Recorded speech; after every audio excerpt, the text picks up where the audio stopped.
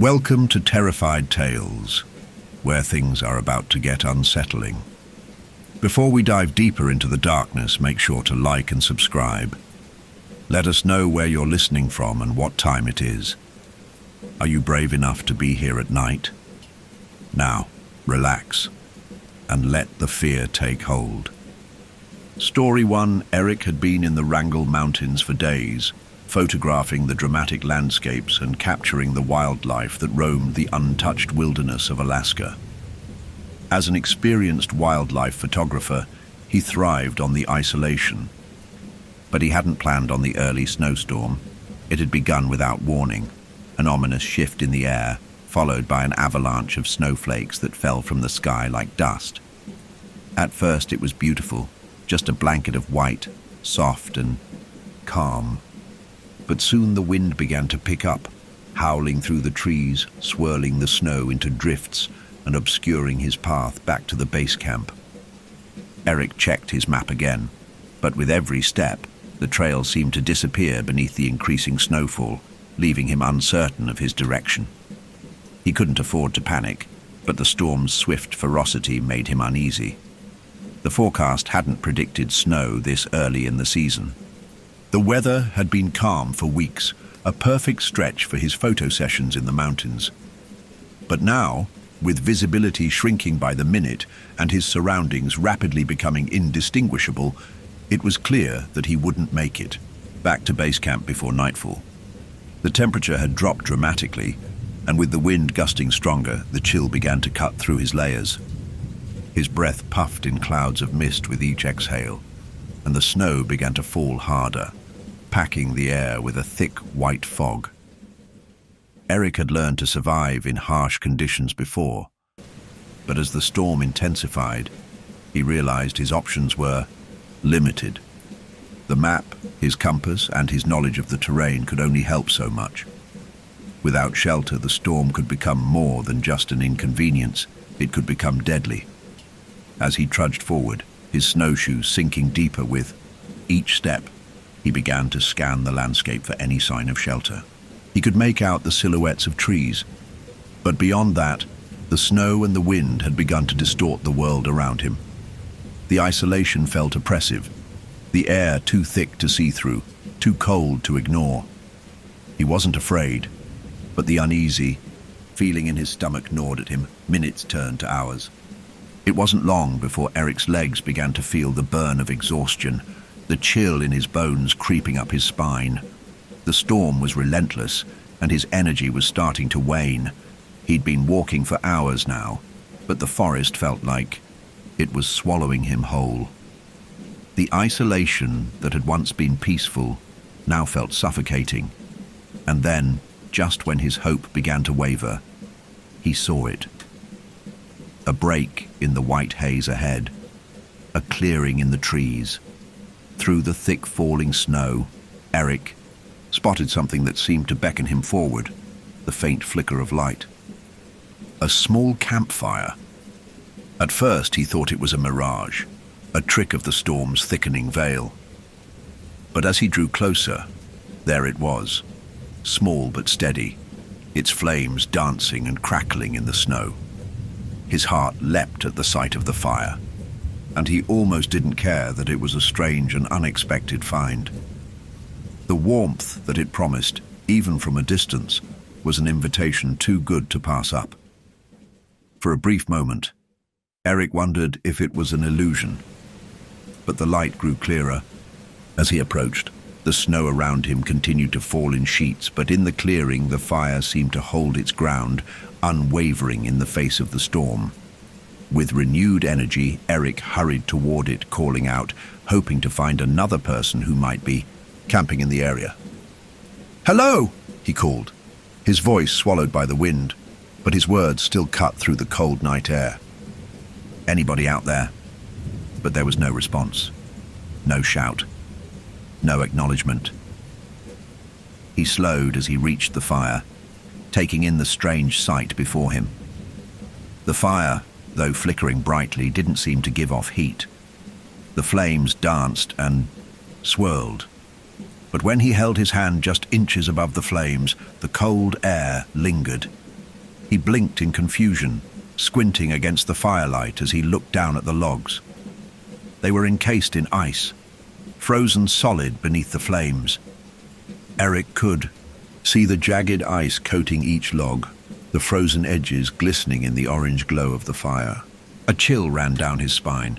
He stepped closer, trying to figure out what he was seeing. The fire shouldn't be able to burn at all if the logs were covered in ice. But there it was, burning with an eerie steadiness. Confusion gnawed at him, but the strange warmth from the fire, or perhaps the possibility of safety, drew him closer. He set his camera down and began to scan the surrounding area. Around the campfire, the snow was undisturbed, save for a series of footprints. They were deep, clear imprints in the snow, leading in a perfect circle around the fire. Pacing, Eric's stomach twisted. Whoever had made these prints hadn't walked to the campfire. They had been circling it, walking in endless loops. There was no sign of a person now, no sign of anyone having recently been here. But the footprints, the circular pattern made it seem as though someone had been waiting for something. He scanned the trees, his breath coming quicker as he looked for signs of life, but the area was silent. The storm, though relentless, was muted here, as if the fire and the strange presence of the footprints had somehow created a barrier between Eric and the full fury of the snowstorm. The world outside the circle of light seemed to fade away, lost in the blinding whiteness beyond.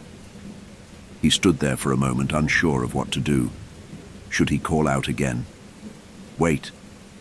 But something felt off about the entire situation, as though the fire itself was out of place in this freezing wilderness, as though it were waiting for him to do something. And with each passing second, he felt a creeping unease. The quiet of the forest was oppressive. There was no sound of animals, no breeze rustling through the trees, only the soft crunch of his boots in the snow and the strange, haunting flicker of the ice-bound fire. He tried to push the feeling away, but it lingered, settling into his chest, like the first wave of dread before an approaching storm. That's when it hit him. The fire wasn't the only thing that was strange. The footprints had stopped. There was no sign of anyone walking away, no trace of someone leaving. It was as though the person who had been there had simply vanished. And as he looked around again, Eric couldn't shake the feeling that someone, or something, was still out there watching him, waiting. Eric stood frozen, his eyes fixed on the fire. The sight should have been comforting, a lifeline in the middle of the storm. But instead, an unsettling sensation crawled up his spine, creeping into his chest like a cold hand. The fire's warm flicker seemed to mock him. Despite the swirls of icy air and thick snow that whirled around him, the fire remained steady, burning fiercely with an unnatural consistency. It felt wrong. His breath clouded in the cold night air as he scanned the camp's surroundings, his instincts telling him something was off. The footprints surrounding the fire, those deep, frozen impressions in the snow, didn't sit right with him. He had seen enough signs of wildlife in his time to know how tracks were formed, how animals moved through the snow, but these footprints were too deliberate, too exact, as though someone had been walking around the fire for hours, maybe even longer, yet no one was here. There was no sign of anyone nearby. The fire flickered as though it sensed his unease, casting eerie shadows on the surrounding trees, their long limbs swaying and creaking in the wind. He hesitated for a moment, listening intently. The storm raged in the distance, but in the clearing there was nothing. No sound of animals, no rustling leaves, no crunch of snow beneath boots. It felt as though the world outside this small circle of light had been silenced, as if he had stepped into another reality altogether. Eric's mind worked quickly, trying to make sense of what he was seeing. The temperature had plummeted as the storm moved in, the snow relentlessly piling up around him, but the fire burned on. No warmth, no heat, just an ever-burning, ice-bound flame. His breath caught as he crouched down, examining the frozen logs more closely. The edges were jagged, the ice thick enough that even a normal campfire wouldn't have been able to penetrate. It didn't make sense. He glanced back at the footprints, his eyes narrowing. Whoever had been here, whoever had left those tracks, had been walking in circles. The odd symmetry, the deep impressions, made it seem like someone had been standing, pacing around the fire for an unthinkable amount of time. But there were no signs of distress or abrupt movements, nothing that hinted at urgency or a hasty retreat. Eric stood up slowly, a chill creeping down his back. There was something wrong with the fire, something wrong with the space around him. He could feel it in his bones. He couldn't explain it, but the place felt empty, not just devoid of people, but devoid of life itself. The storm, the snow, the way the wind cut through the trees, it all felt too quiet, too still. Shaking his head, he pushed aside the irrational thoughts that were creeping into his mind. He needed shelter. The storm was worsening, and staying out in the open wasn't an option. He could deal with the unsettling feeling later. Survival was priority now. He started to set up his tent, keeping an eye on the flickering fire. The wind was stronger now, howling through the trees and tearing at the edges of his equipment. But the fire in the clearing refused to waver. Despite the snow and the biting wind, it burned. Once the tent was pitched, he stood for a moment, feeling the weight of the strange silence settling around him again. The air had a thick, unnatural stillness to it, as though the very world had frozen around the fire. Eric shook his head, trying to focus, to calm himself. He had been in plenty of isolated places before, places where the wind howled and the silence weighed heavy. But this was different. This felt unnatural. He forced himself to sit inside the tent, the warmth of the space offering little comfort as his nerves hummed with tension. But still, the fire burned. He sat for a while, staring into the snowstorm's fury outside, hearing nothing but the steady rhythm of his breathing. And then, in the distance, he heard something else. A soft, almost imperceptible crunching noise, the sound of snow being compressed underfoot. Eric's heart skipped a beat. His first instinct was to reach for his camera, but he froze in place. The footsteps were slow and deliberate, cutting through the thick layer of snow in a rhythm that felt too measured, too purposeful. Not the random path of an animal. No, this was something else. Something that didn't belong here. His breath caught in his throat as the sound grew closer, crunching steadily through the thick snow. Eric's fingers went stiff around the tent's zipper as he hesitated. Should he peek outside? Or should he stay hidden, hoping that whatever was out there wouldn't notice him? The footsteps came to a stop just outside his tent. Eric's pulse hammered in his ears. His fingers tightened on the zipper, his entire body trembling in anticipation. What was out there? Who was out there? He glanced through the small slit in the fabric of the tent, his eyes scanning the darkness beyond. But there was nothing. No figure. No movement. The snow was untouched, the space outside silent once more. The footsteps had stopped, but he could feel them, feel the weight of them. The presence outside lingered, just beyond his reach, just beyond his vision. The fire in the clearing burned brightly still, its flames casting erratic shadows across the landscape. The ice-bound flames shifted in strange patterns, and Eric could have sworn that the light flickered in response to the footsteps. He forced himself to look away from the entrance and leaned back against the wall of the tent. His mind raced, trying to calm the rising fear that churned inside him. He'd been alone in the wilderness before. He knew how to handle isolation, how to stay calm. But this felt different. He stood up and slowly moved toward the tent's entrance, the thick canvas cold beneath his fingers. Taking a deep breath, he unzipped the tent flap just enough to peer outside. And there it was again, The fire, still burning, still flickering, still icebound. But this time it was stronger.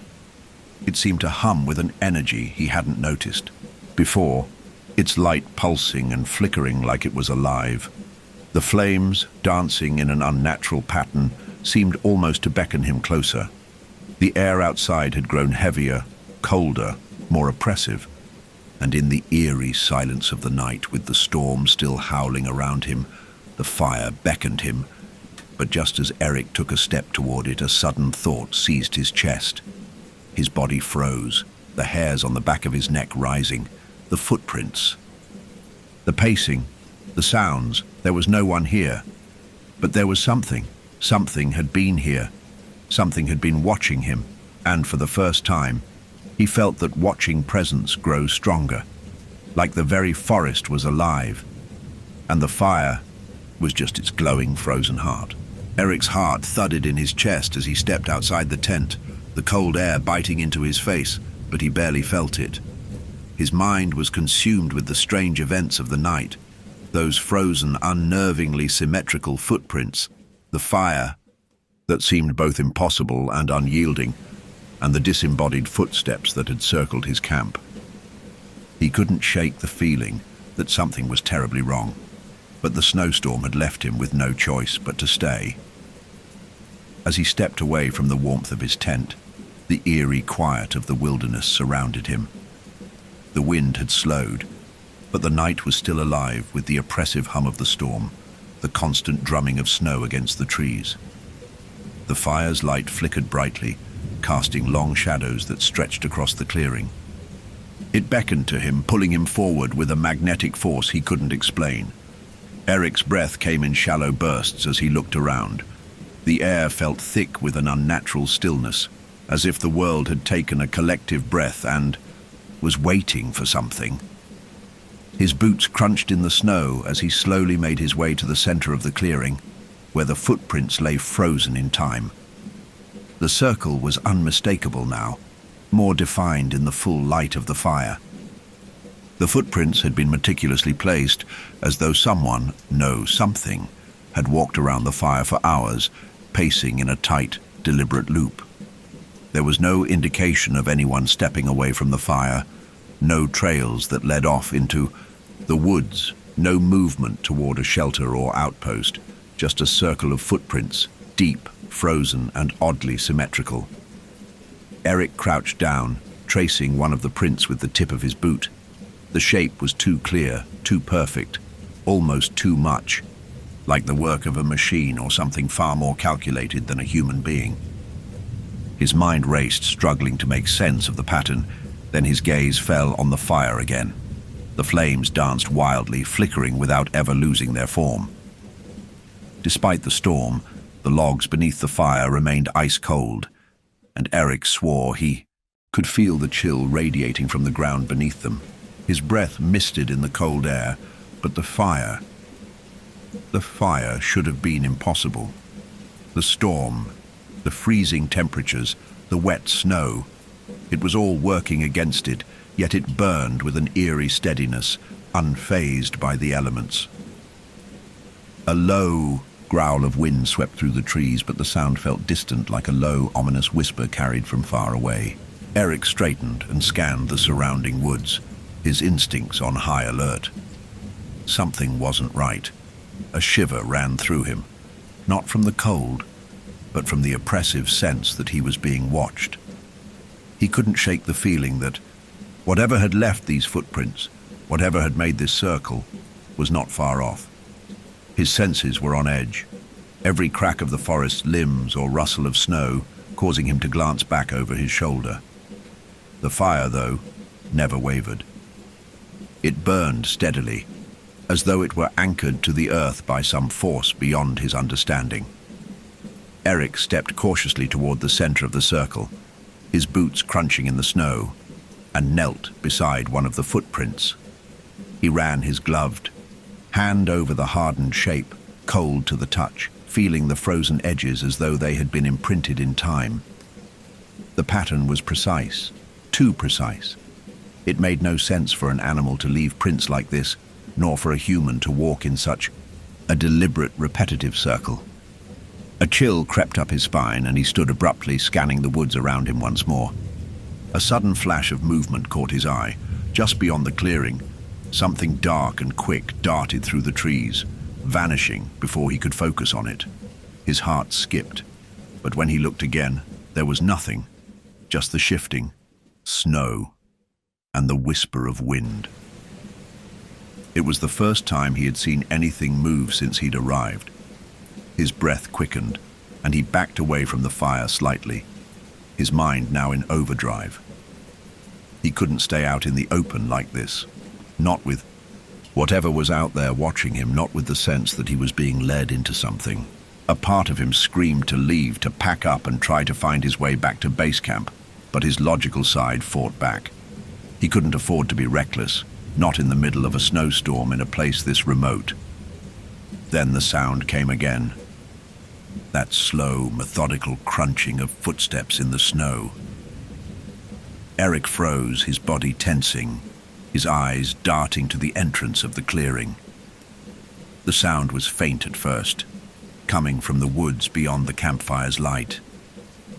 It was unmistakable now, a easy, deliberate, measured pace, as if someone or something was slowly walking toward him. His heart raced. His instincts told him to run, to retreat back into his tent, but his legs felt frozen in place. He couldn't take his eyes off the dark shape in the distance, nor could he shake the horrible thought that whatever was making those footsteps had been pacing the circle around the fire. And now, it was closing in. The footsteps grew louder, drawing closer until the snow beneath his feet seemed to tremble with each crunch. The fire flickered wildly again, its light casting strange shadows against the trees, making them appear alive, bending and swaying unnaturally. Eric slowly turned his head, trying to peer through the snow to see if he could catch a glimpse of the figure moving toward him. His fingers clenched around the zipper of his camera bag, his mind racing with thoughts of escape. But no matter how hard he searched, there was nothing but the violent, chaotic flicker of the fire and the relentless crunching footsteps. And then, just as suddenly as they had started, the footsteps stopped. The wind died down. The snow seemed to still, and the only sound left was the crackling of the fire. Eric held his breath, his eyes scanning the darkened woods, waiting for any sign of movement, any clue to what was happening. The fire was so bright, so inviting, but the shadows that stretched across the snow seemed to pull at him, as if they were reaching for him. Finally, unable to resist the pull of the fire any longer, Eric stepped back into the clearing. The footsteps had stopped, but the presence, the unsettling feeling of being watched, remained. And then, just as before, the fire flickered again, and in its brief, unnatural light, he swore he saw a shadow move in the corner of his vision. Something was out there, something not visible to the eye, and it was waiting for him to make his next move. But what? What was it waiting for? Eric took a deep breath, fighting the growing fear inside him. He needed to stay calm, stay focused. If he was going to survive this night, he couldn't let whatever was out there pull him into its rhythm. The pacing footsteps had returned, but now they were moving faster, more urgently, and this time they were circling him. Eric stood there, frozen in the middle of the clearing, his heart pounding in his chest as the crunching footsteps came closer. The fire, flickering brightly despite the storm, cast long, wavering shadows across the snow, making everything feel unreal, distorted. The pacing had stopped, but the unnatural stillness that followed felt suffocating, like the forest was holding its breath, waiting for something to happen. Every fiber of his being screamed at him to turn and run, to retreat into the relative safety of his tent. But his legs felt heavy, and the cold air, though sharp and biting, wasn't what made him feel paralyzed. No, it was the sudden, overwhelming sense that he wasn't alone in the clearing anymore. Something was watching him. The sound of his breath was loud in his ears, but beyond that, there was nothing. No wind, no rustling branches. Just the faint sound of his pulse in his head, and the fire crackling before him. His eyes darted around the clearing once again, the darkness of the trees pressing in at the edges of the light. But there was no movement, nothing that could explain the strange feeling that had settled into his bones. And then it happened. The cold intensified. Eric shivered, pulling his jacket tighter around him. But the chill didn't feel like the natural cold of a winter storm. It was deeper, a biting frost that seemed to seep into his skin, his muscles, his bones, until it was as though the air itself had turned to ice. He rubbed his hands together, trying to warm them, but it was useless. The frost was inside him now, and it wasn't going away. He felt like he was being pulled into the very ground beneath him, the weight of the cold dragging him down. The fire before him, while still bright, felt distant now. He could see the way the flames flickered and danced, but the warmth it should have radiated never reached him. The fire, though alive, was wrong. The shadows beneath the trees shifted once more, but this time it wasn't the wind or the storm.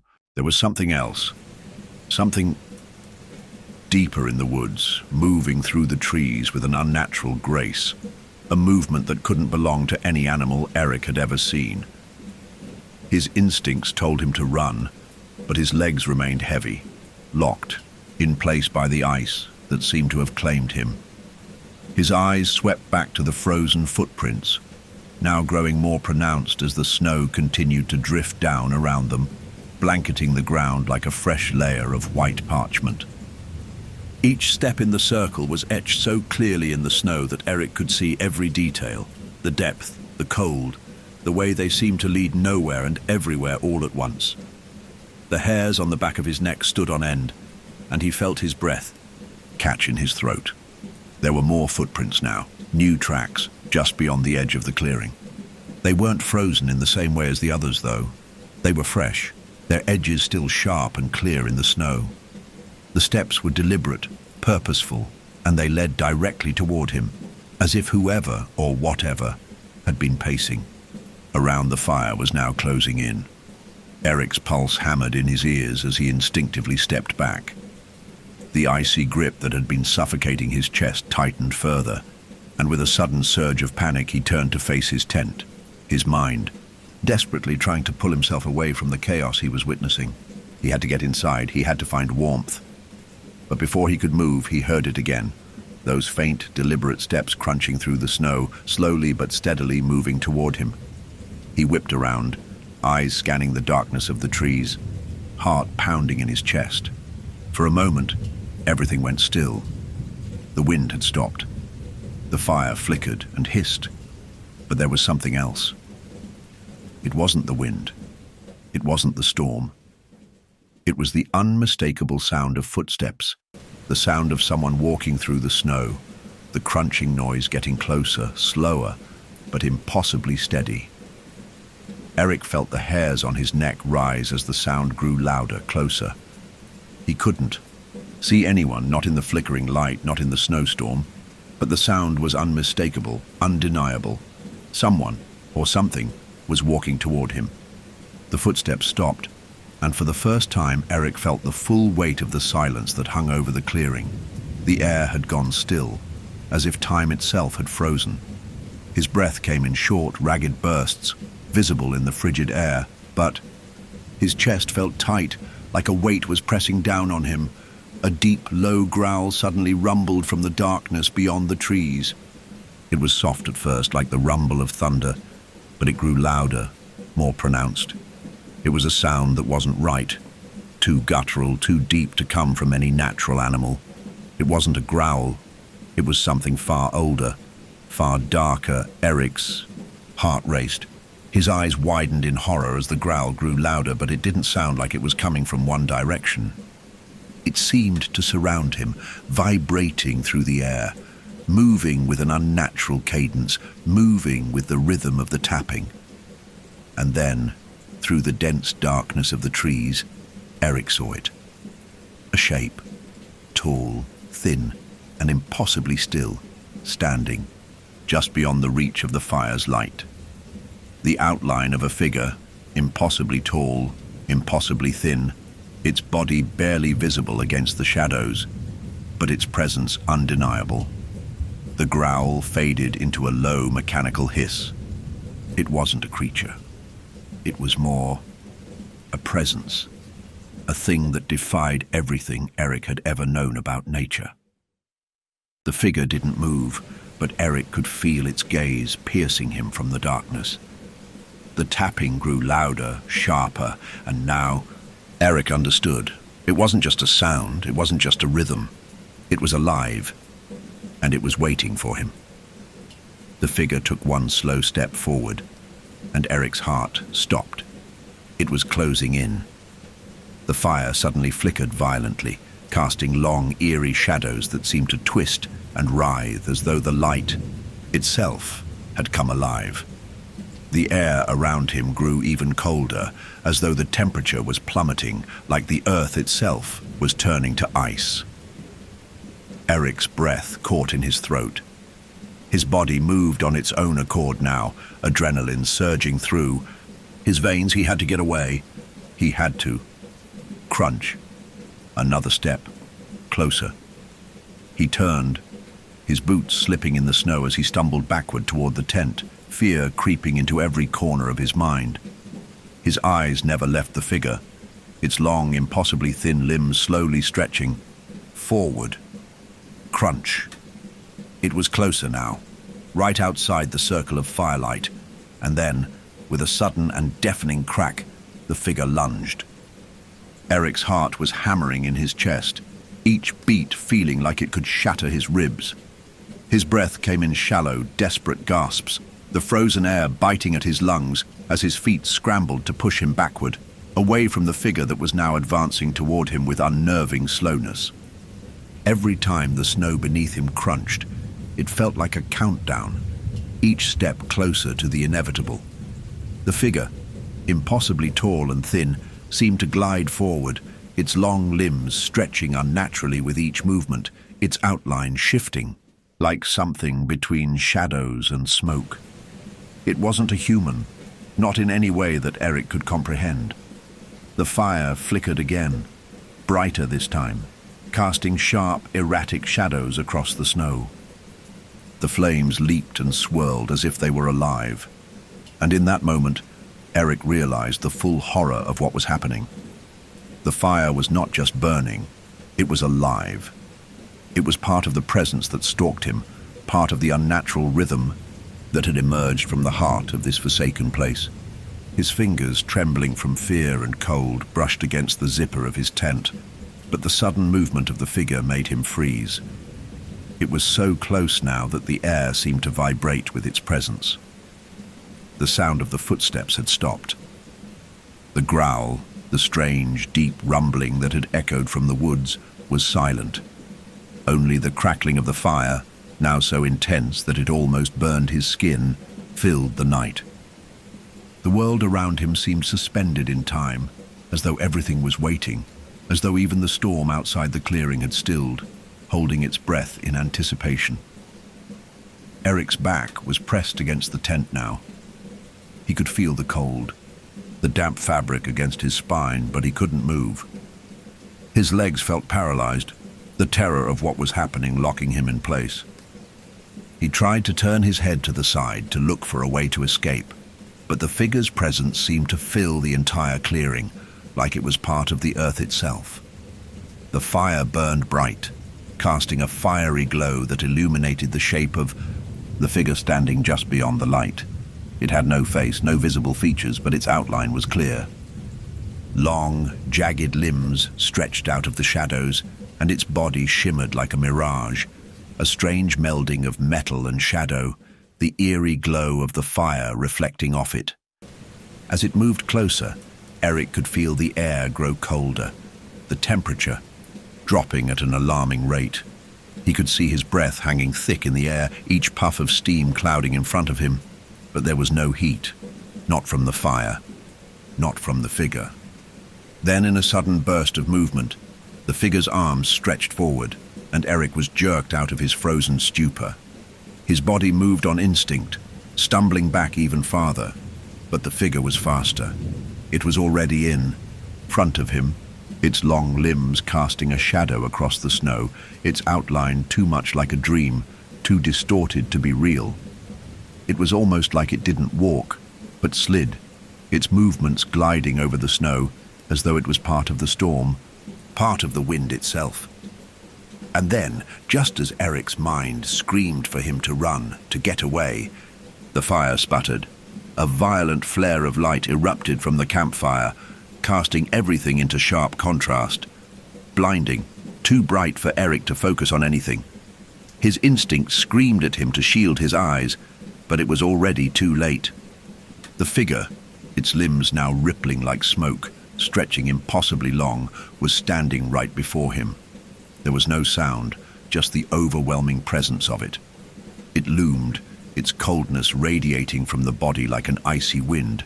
Its form shimmered and shifted, but it was no longer just an outline.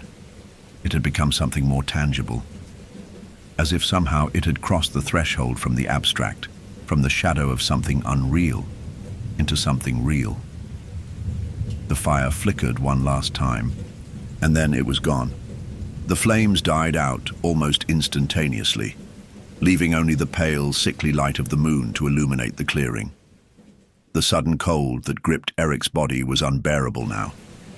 It wasn't just the snow. It was something in the air. Something unnatural, like the temperature had been sucked from the space around him. The wind howled again, but it wasn't the wind he had heard earlier. It was a low, mournful wail, as if the storm itself was howling in grief. Eric's pulse raced. He should have been running, fleeing, anything, but his legs refused to move. The eerie stillness of the clearing suffocated him, and when he looked back toward the fire, it had completely extinguished. The circle of ice-encased logs lay cold and still on the ground, but the footprints, those frozen, deliberate prints, still circled the fire, and they were moving. The footprints had shifted. They were no longer frozen in place, no longer forming a neat, perfect circle around the fire. They had changed. They now spiraled out from the fire, creeping outward as though something had been pacing, slowly and deliberately, but now heading toward him. The deep, frosted tracks stretched into the darkness, but this time the footprints didn't stop. They led deeper into the trees, trailing off into the darkness of the forest. Eric swallowed hard. He felt his throat constrict as the sound of the wind grew louder, more oppressive. The footsteps weren't stopping. They were following him. They were circling around him again.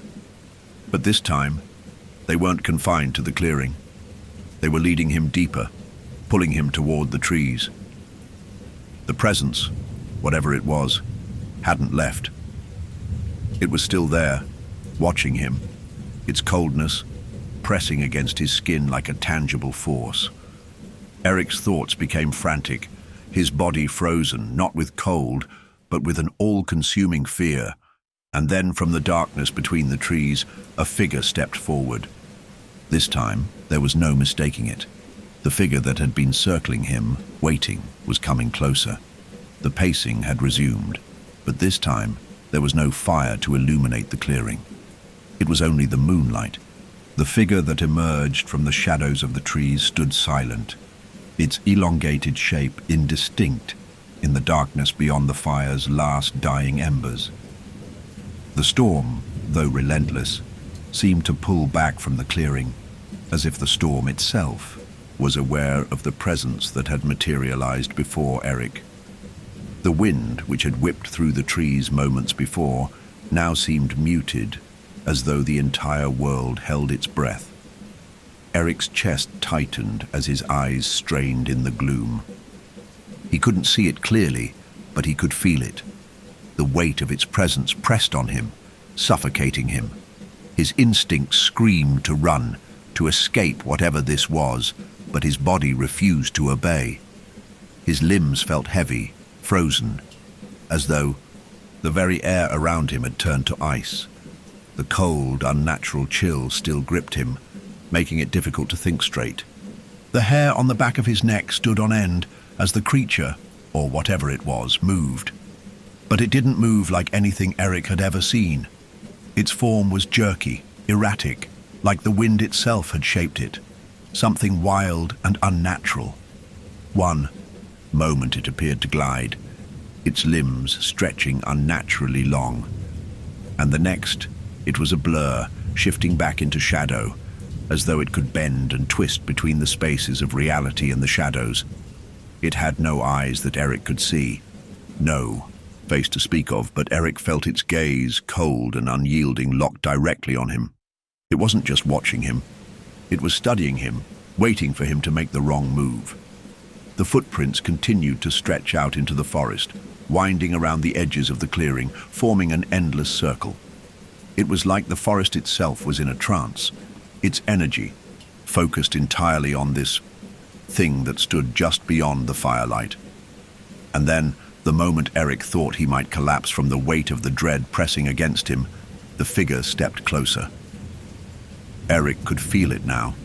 It was coming toward him.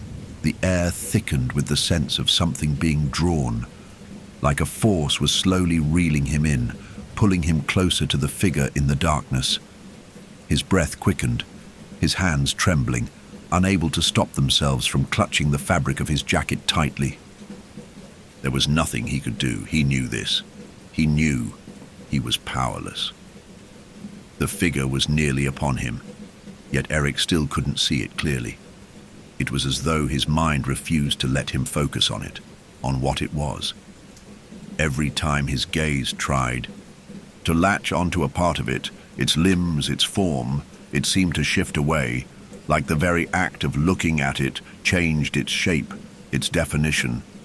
He could only make out the shadows it cast, elongated, twisting, constantly shifting with the flickering firelight, creating grotesque, twisting shapes in the snow. A sharp, guttural growl broke the silence, sending a tremor through Eric's entire body. It wasn't an animalistic growl. It wasn't a sound Eric could associate with any known creature. It came from deep within the figure, deep within the void where its face should have been, and it resonated through Eric's bones, a vibration that left his teeth rattling.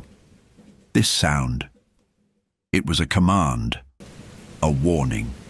Before he could process what had just happened, the figure lunged, but it wasn't a physical lunge. It was as though the shadows that surrounded it thickened, swirling, condensing in on themselves. And then the figure was right in front of Eric. But it wasn't in the way a human could move. No, this was more like the movement of smoke, something otherworldly, something not bound to the physical rules of space and time. One moment it was at the edge of the clearing. The next, it was inside his very mind, its presence pressing into his thoughts, seeping through his skull like an insidious, creeping frost. The growl was now a constant hum, vibrating through the clearing, the forest itself. It was in the trees, in the ground beneath him, in the air around him, a maddening low hum that reverberated through every fiber of his being. You shouldn't be here. The voice didn't come from anywhere, but everywhere. It was deep, inhuman, like the sound of rock grinding against rock. It filled Eric's mind, each word pressing against his skull, his thoughts scattering like leaves in a storm. His head throbbed from the pressure, but his body remained frozen, trapped in place, unable to move. You will stay with us. Forever. Eric's heart beat faster, his body trembling, but no sound left his mouth. The figure was speaking to him, but it wasn't with words. It was with thoughts, with presence. Its power was so vast, so cold, that it felt like it was carving its way into his soul. There was no escaping it, no running from it. He thought back to the footprints, the pacing. Whoever had been here before him, whoever had left those frozen tracks, they had been trapped just like him. They had been forced to wait, to be absorbed into whatever this was. The figure swayed in front of him, twisting and bending in the flickering light of the fire. It had no distinct shape, no clear definition, but it was there, in the space between the light and the darkness. A pulsating, glowing void. Eric could feel it in his chest now, pressing against his heart, drawing him in, pulling him into the dark web it had spun around this forest. The tapping, though faint, began again. Slow at first, but then more insistent, echoing from the depths of the trees, as if answering the presence. The rhythm that had once felt distant was now close, right next to him in his bones. He could feel it now, not just in the air, but inside him. It was too much. The fire sputtered, almost as though it could feel the presence too, and the ground under his feet rumbled. The world around Eric shifted, the trees groaning, the snow beginning to crack under the weight of something unseen. The figure reached toward him, its arms stretched impossibly long, reaching out to touch him, to claim him. He couldn't run, he couldn't fight. The figure was pulling him in, and with one final deafening hum from the trees, the tapping reached its peak. Eric's scream was swallowed by the hum, the rhythm, the tapping. The fire burned brightly for one last moment, but its flames extinguished as the darkness closed in, and Eric was gone. Eric's world shattered into silence. The forest around him, once alive with the howling wind and the shifting snow, now stood motionless. The tapping, which had once filled the air like a rhythmic heartbeat, ceased abruptly, leaving an eerie emptiness in its wake. The fire, its last flickers now reduced to cold, sputtering embers, cast faint, trembling light on the now lifeless clearing. The figure, whatever it was, had faded from sight, as if it had never existed at all. Eric blinked, disoriented, his body still locked in place by some invisible force. His chest felt tight, as though his breath was being smothered by the weight of the stillness. His mind swirled with confusion, fragments of memories, flashes of images that felt distant and disconnected. What had just happened? Where had the figure gone? Where was the presence that had seemed so tangible, so real? He looked around the clearing, but the footprints were gone. The deep, frozen prints that had once circled the fire were now nothing but empty snow, smoothed over by the stillness. The very air felt different, like the world itself had been turned upside down. And yet, despite the sudden silence, Eric knew something was still here. He could feel it, a weight pressing against him from all sides, just beyond his sight. It wasn't the storm, nor the empty trees swaying in the distance. It wasn't the cold that cut through him like a blade. It was a presence, unseen, but undeniably there. His fingers trembled as he reached for the zipper of his jacket, pulling it tighter around him as though the act might shield him from the overwhelming sensation of being watched. His breath came in shallow bursts, his mind racing for a logical explanation, but there was none. No rational thought could explain what had just occurred. The fire had been unnatural, the footsteps had been impossible. And now, this sense of something lurking just out of sight, something that wasn't meant to be in this world. He wanted to run, to flee, but his feet remained rooted to the spot, paralyzed by an unseen force. His legs felt heavy, like they were sinking into the snow itself, and the closer he looked into the dark void beyond the edge of the firelight, the more distorted everything seemed to become. The shadows in the trees shifted again, but this time Eric wasn't sure if it was the wind or if something was moving, something that didn't belong in the forest. The tapping returned, but not as it had before. This time it was faint, distant, like a heartbeat coming from deep within the earth, not a sound in the air. It was a rhythm that felt ancient, something that had existed before Eric had even set foot in these mountains. It pulsed through the ground beneath him, vibrating in the tips of his fingers and in the bones of his chest. His head jerked toward the edge of the clearing. He was sure he had heard something, footsteps. No, not quite. The sound was softer, more like a scraping, dragging noise in the snow. Slow, deliberate. Something or someone was moving toward him, but it wasn't the kind of movement that made noise in the normal way. It was as though the very snow was bending under the weight of something unseen. The air grew colder. Eric's breath misted. In front of him, and for a moment, he thought he saw something, someone, standing just beyond the firelight. His heart skipped in his chest, but when he looked again, the shadow was gone. The noise had stopped too. But the feeling of being watched was more intense now, like he was surrounded, closed in on by something unseen. The trees had stopped creaking. The wind had died completely. The only sound left was that rhythmic tapping, closer now, more pronounced. Suddenly, a cold breeze stirred the air, ruffling the snow at Eric's feet. A faint whisper, just barely audible, tickled his ears. It wasn't a voice, not exactly. It was a presence, speaking not with words, but with intent, like an ancient force communicating through the very fabric of the air itself. You're still here. The words weren't clear, not fully. It wasn't a human voice, if it was a voice at all. It was more like the sound of the wind whispering through the trees, or the crackle of ice beneath the surface of a frozen lake. Low, distant, layered with an ancient resonance. Eric's heart pounded in his chest, his blood cold as the words settled deep inside his mind. He wasn't sure if he had imagined them, if it was his fear playing tricks on him, but the presence surrounding him was undeniable. The tapping resumed, closer this time, quicker, like the beat of something large and powerful, something that was closing in. Then, in the flickering light of the dying fire, Eric saw it, a shape, barely visible at first, standing just beyond the trees.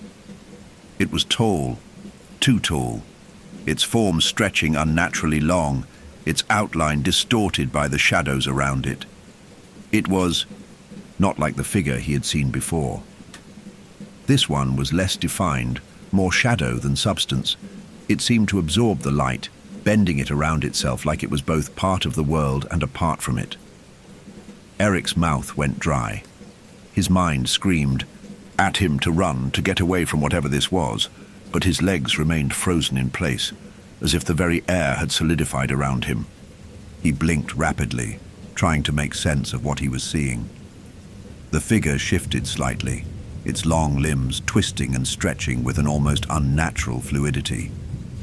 But still, it didn't move closer. It simply watched. Eric's breath was shallow, his hands trembling, but his mind was clear now. This wasn't just the storm, this wasn't just the fire, it was something older. It was something that had been here long before him, and it would be here long after he was gone. The fire, the footprints, the tapping, they were all part of it. This was no longer just a photograph he needed to capture, no longer just a storm he needed to ride out. He had stumbled into something that had never been meant to be understood.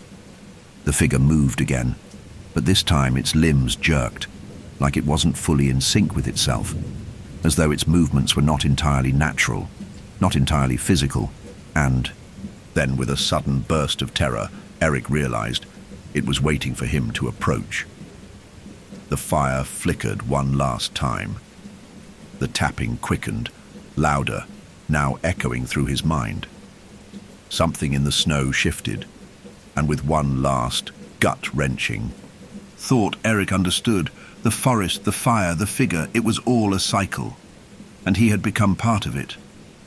Eric's breath came in ragged bursts, his body trembling uncontrollably as the presence in the forest pressed down on him. His feet remained frozen in place, unwilling, unable to move. The figure, that impossibly tall, shadowy form, loomed just beyond the reach of the firelight, its presence now tangible, suffocating. The tapping, once distant and faint, had become a deafening thrum in the air, like the pulse of the earth itself, vibrating through every bone in his body. It had merged with the very fabric of the night, filling the clearing, filling him. The figure swayed again, its long limbs stretching impossibly long, like branches of a tree reaching for the sky, but with an unnatural, jerky motion, as if the very act of moving was a struggle against something far greater than it could control. The sound of the tapping, rhythmic and hollow, came from every direction, reverberating through the ground beneath him, through the trees, through the air.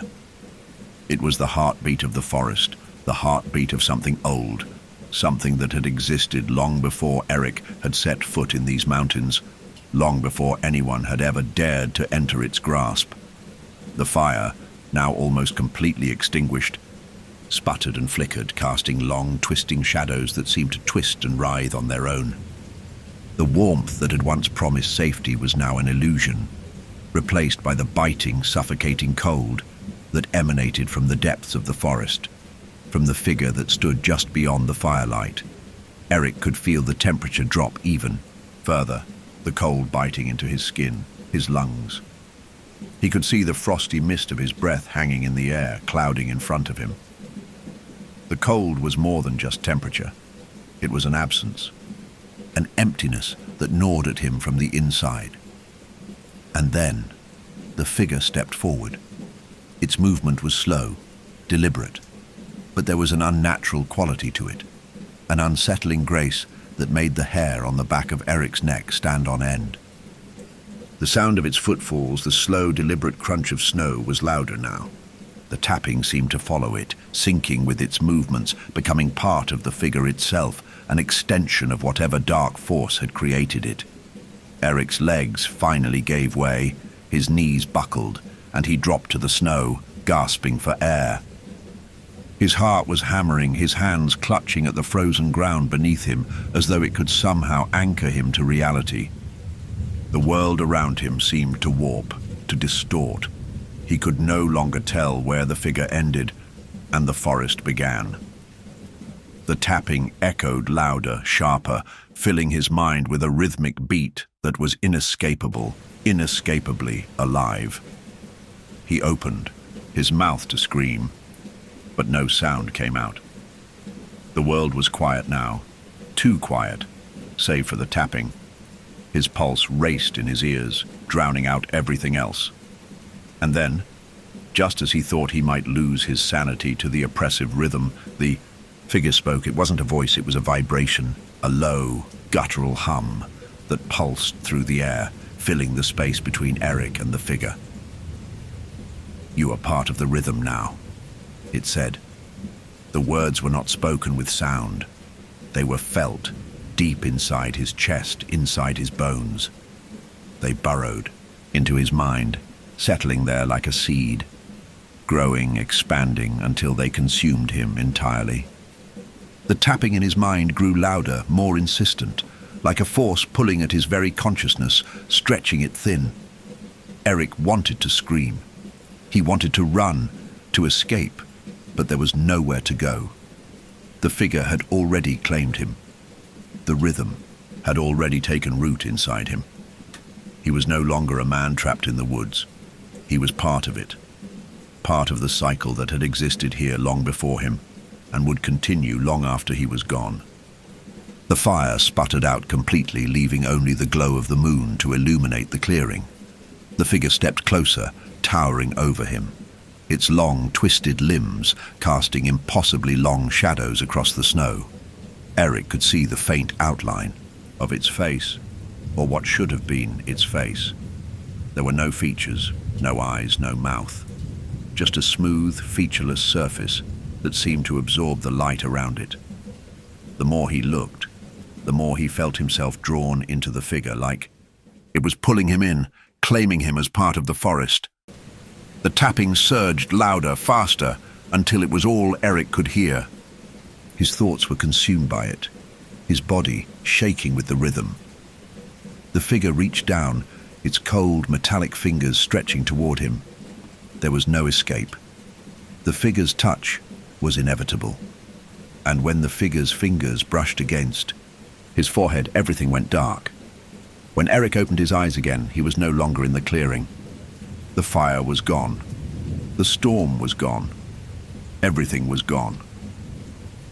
He was in the forest, surrounded by an endless sea of trees, the snow swirling in the air like an endless frozen ocean. The tapping was gone, but the feeling of the rhythm, of the cycle, remained. It was inside him, in every beat of his heart, in every breath he took. The rhythm was now a part of him, an unshakable presence that filled every corner of his mind. And as he looked around, Eric realized that the trees were not just trees. They were figures, shadows of those who had come before him. They stood frozen in place, their limbs outstretched, their faces featureless and hollow. They were the lost, the forgotten, the ones who had been claimed by the rhythm, by the fire, by the figure. They had all become part of the cycle, and now, so had he. The tapping began again. You're deep into the story now, and the horrors are only escalating.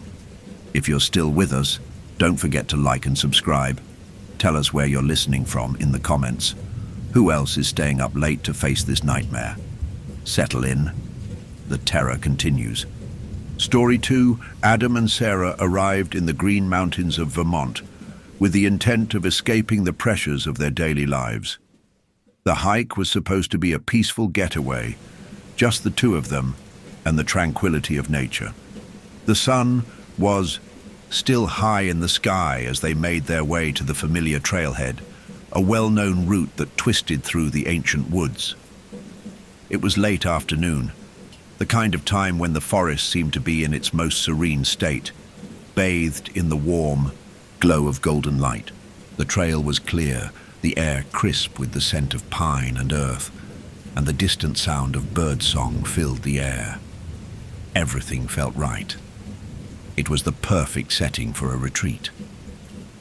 They set up camp at a spot they had used before, near a clearing that overlooked the dense, towering trees. The scent of the earth beneath their feet mixed with the smell of fresh pine as they unpacked their gear. But despite the calm beauty around them, Sarah felt a small twinge of discomfort. It was an odd feeling, something she couldn't put her finger on, a vague sense of wrongness that seemed to hover just at the edge of her consciousness. She dismissed it as exhaustion, the kind of unsettled feeling that sometimes followed long car rides, the tiredness settling in her bones. "It's good to be back out here," Adam said with a grin, breaking her train of thought. His voice was light, filled with the relief of someone who had just left the clutches of everyday life behind. "Yeah," Sarah said, her smile not quite matching her words. She nodded and began unrolling their sleeping bags, trying to shake the sense of unease. She watched the setting sun, its golden light casting long shadows over the campsite, and as she did, she felt the air shift. Adam, on the other hand, seemed oblivious to the change.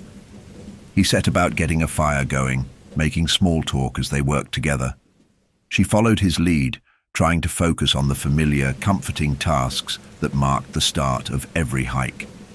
Despite her lingering feeling of discomfort, she pushed it aside. They'd been here before. They had hiked this very trail countless times in the past, and it had always been calm and peaceful. As dusk began to settle over the mountains, the fire flickered to life, crackling and popping in the still air. They ate dinner, the warmth of the fire keeping the evening chill at bay. The soft rustle of the wind through the trees created a soothing background, and for a while, Sarah felt her worries ease. It wasn't until later, as the fire died down and the mountain air grew colder, that the unease crept back into her mind. The forest had grown still. Too still. "I've never seen the woods this quiet before," Sarah remarked, glancing up at the sky. The stars were emerging, their pale light twinkling through the gaps in the branches. But the silence, no crickets, no distant animal calls, felt unnatural. The stillness was almost oppressive. Adam looked up, noticing the strange calm.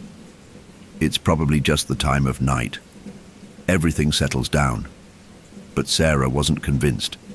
She knew the woods well enough to recognize when something was off. The stillness felt too heavy, too complete. The wind had died down almost entirely, and the usual chorus of nighttime creatures was absent. It was as though the forest itself was holding its breath. "Maybe," she said softly, but she wasn't sure. She stood up and stretched, trying to shake the feeling that had settled deep in her chest.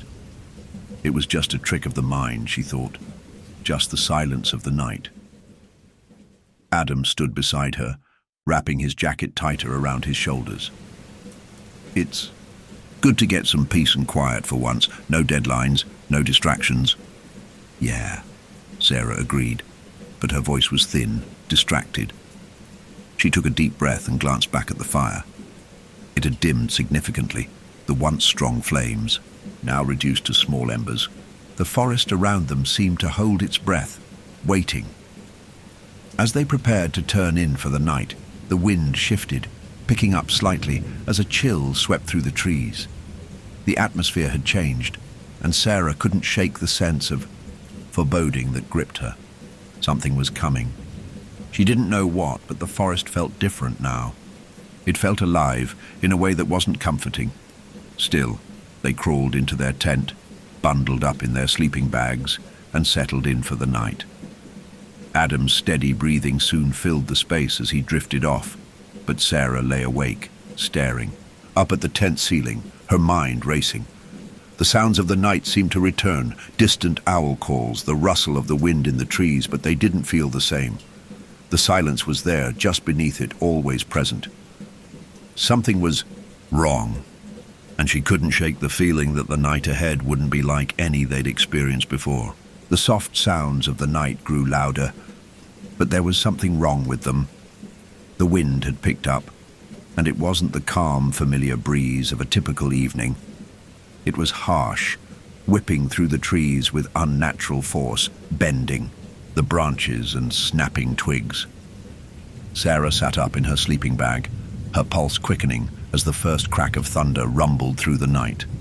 The air outside the tent felt charged, alive with a growing intensity. "Adam," Sarah whispered, shaking him awake. "Do you hear that?"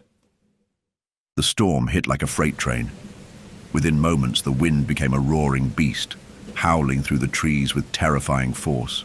The sound of it was almost deafening, and the rain came pouring down in torrents, slashing against the tent with a fury that left no doubt in Sarah's mind. This was no ordinary storm. Adam groggily sat up, blinking in confusion. "What the hell?" The rain pounded the ground so hard it felt like the entire forest was being soaked in seconds. The trees outside bent under the weight of the wind, their limbs creaking and snapping. The violence of the storm was unnerving, far more intense than anything they had experienced before. The air was thick with the scent of earth and rain, but there was something else too. Something sharp, as if the very atmosphere had been altered. "By the storm's arrival, get up," Sarah urged, her voice low and tense. "We need to secure everything." They scrambled to stabilize the tent, the sounds of the storm growing louder with every second. Thunder cracked overhead, so loud it felt like the heavens themselves were breaking apart. The wind shrieked, the trees groaning under the pressure, and for a terrifying moment, it seemed like the storm might tear the very world apart. "Sarah," Adam shouted, his voice barely audible over the noise. "What is going on?" The wind howled again, and Sarah felt a strange sensation of wrongness in the air. Something wasn't just off about the storm, it was unnatural. The mountain had always been wild, but this storm felt like something more, something deeper. Before Sarah could answer, there was a sudden flash of lightning that illuminated the night sky in a blinding white. And in that brief moment, the world outside the tent seemed to warp. The shapes of the trees, the shadows, they didn't seem right. Everything felt too close. The wind was no longer just a force of nature. It felt alive. The storm, the mountain, the wind, it was all shifting. And Sarah realized, with a creeping sense of dread, that they weren't just caught in a storm, they were trapped. The storm, as quickly as it had arrived, started to subside. The deafening roar of thunder faded into distant grumbles, the winds calmed, and the heavy rain began to taper off to a drizzle. It was as if the mountain had exhaled, releasing the fury that had trapped them inside their tent. The eerie silence that followed felt suffocating, as if the world had held its breath and was now waiting for something. Sarah lay awake for a few moments, her heart still racing, the damp fabric of her clothes sticking uncomfortably to her skin. She could hear Adam's breath beside her, deep and uneven, as though he was also trying to reconcile the chaos of the storm with the stillness now enveloping them. For a moment, neither of them spoke.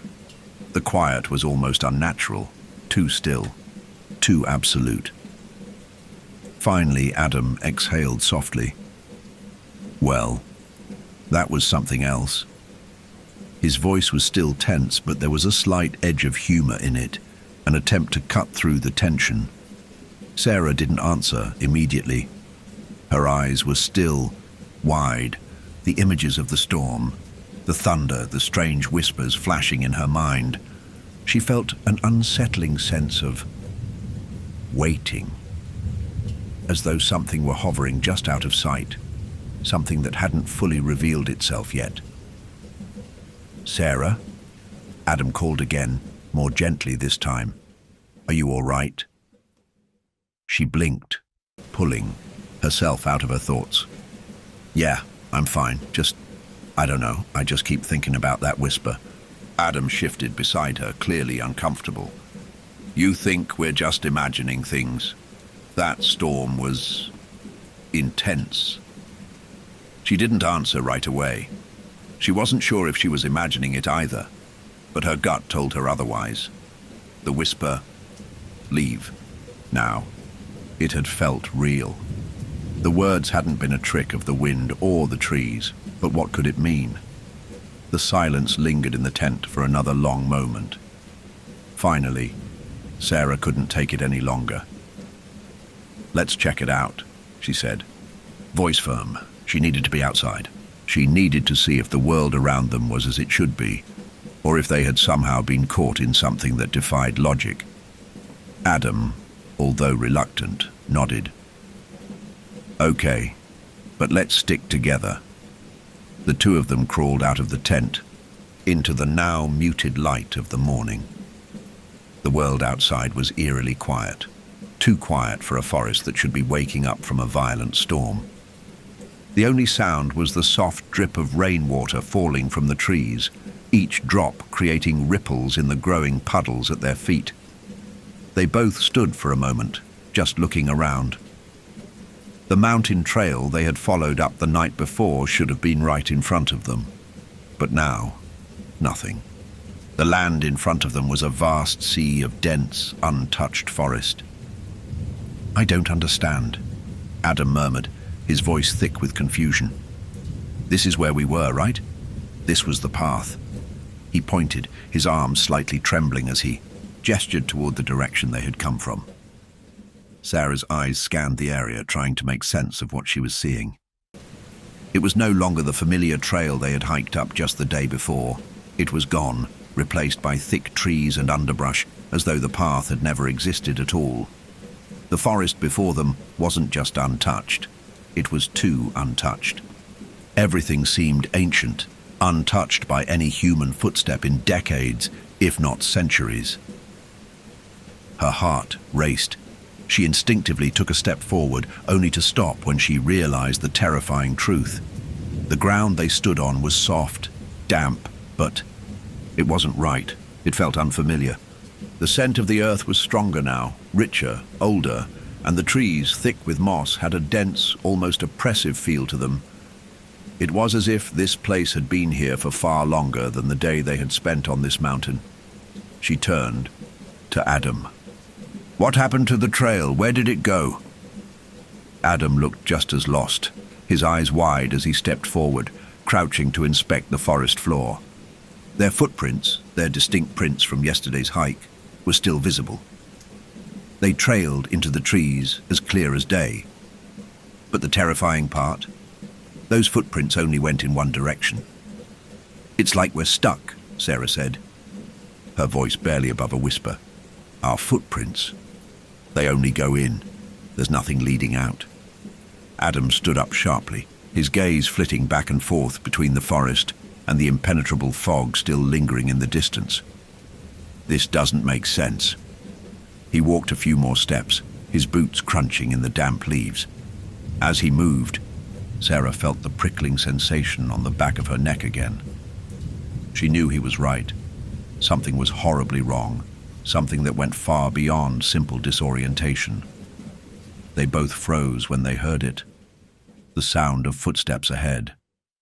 Slow, deliberate, almost measured, matching their pace. Sarah looked at Adam, but he hadn't heard her. His face had gone pale, his mouth slightly agape, eyes widening as he stared ahead where the footsteps seemed to have originated. "Did you hear that?"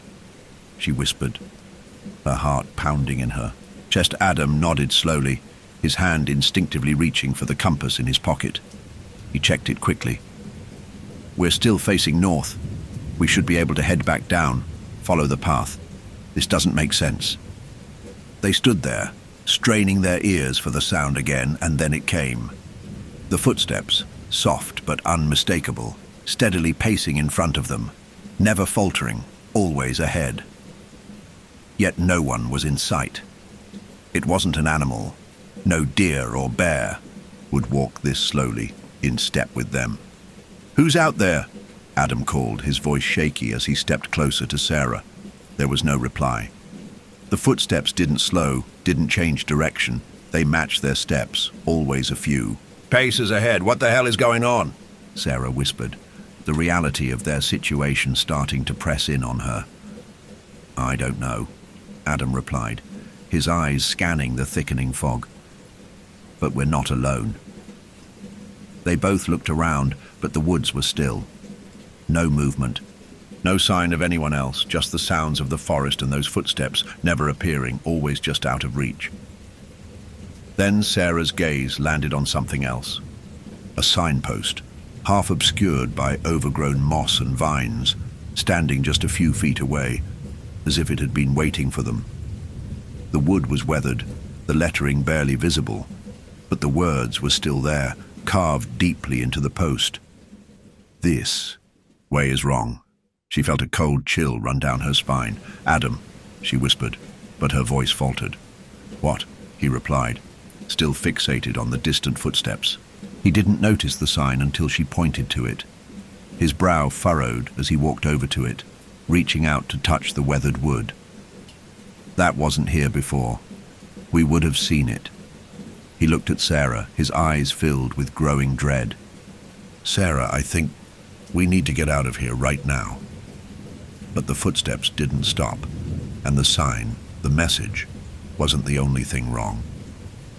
The silence that followed Sarah's whispered question about the signpost felt heavy, thick, like something was pressing in from all sides. Adam stood there, his hand still resting on the decaying signpost, staring at the words etched into it. "This way is wrong."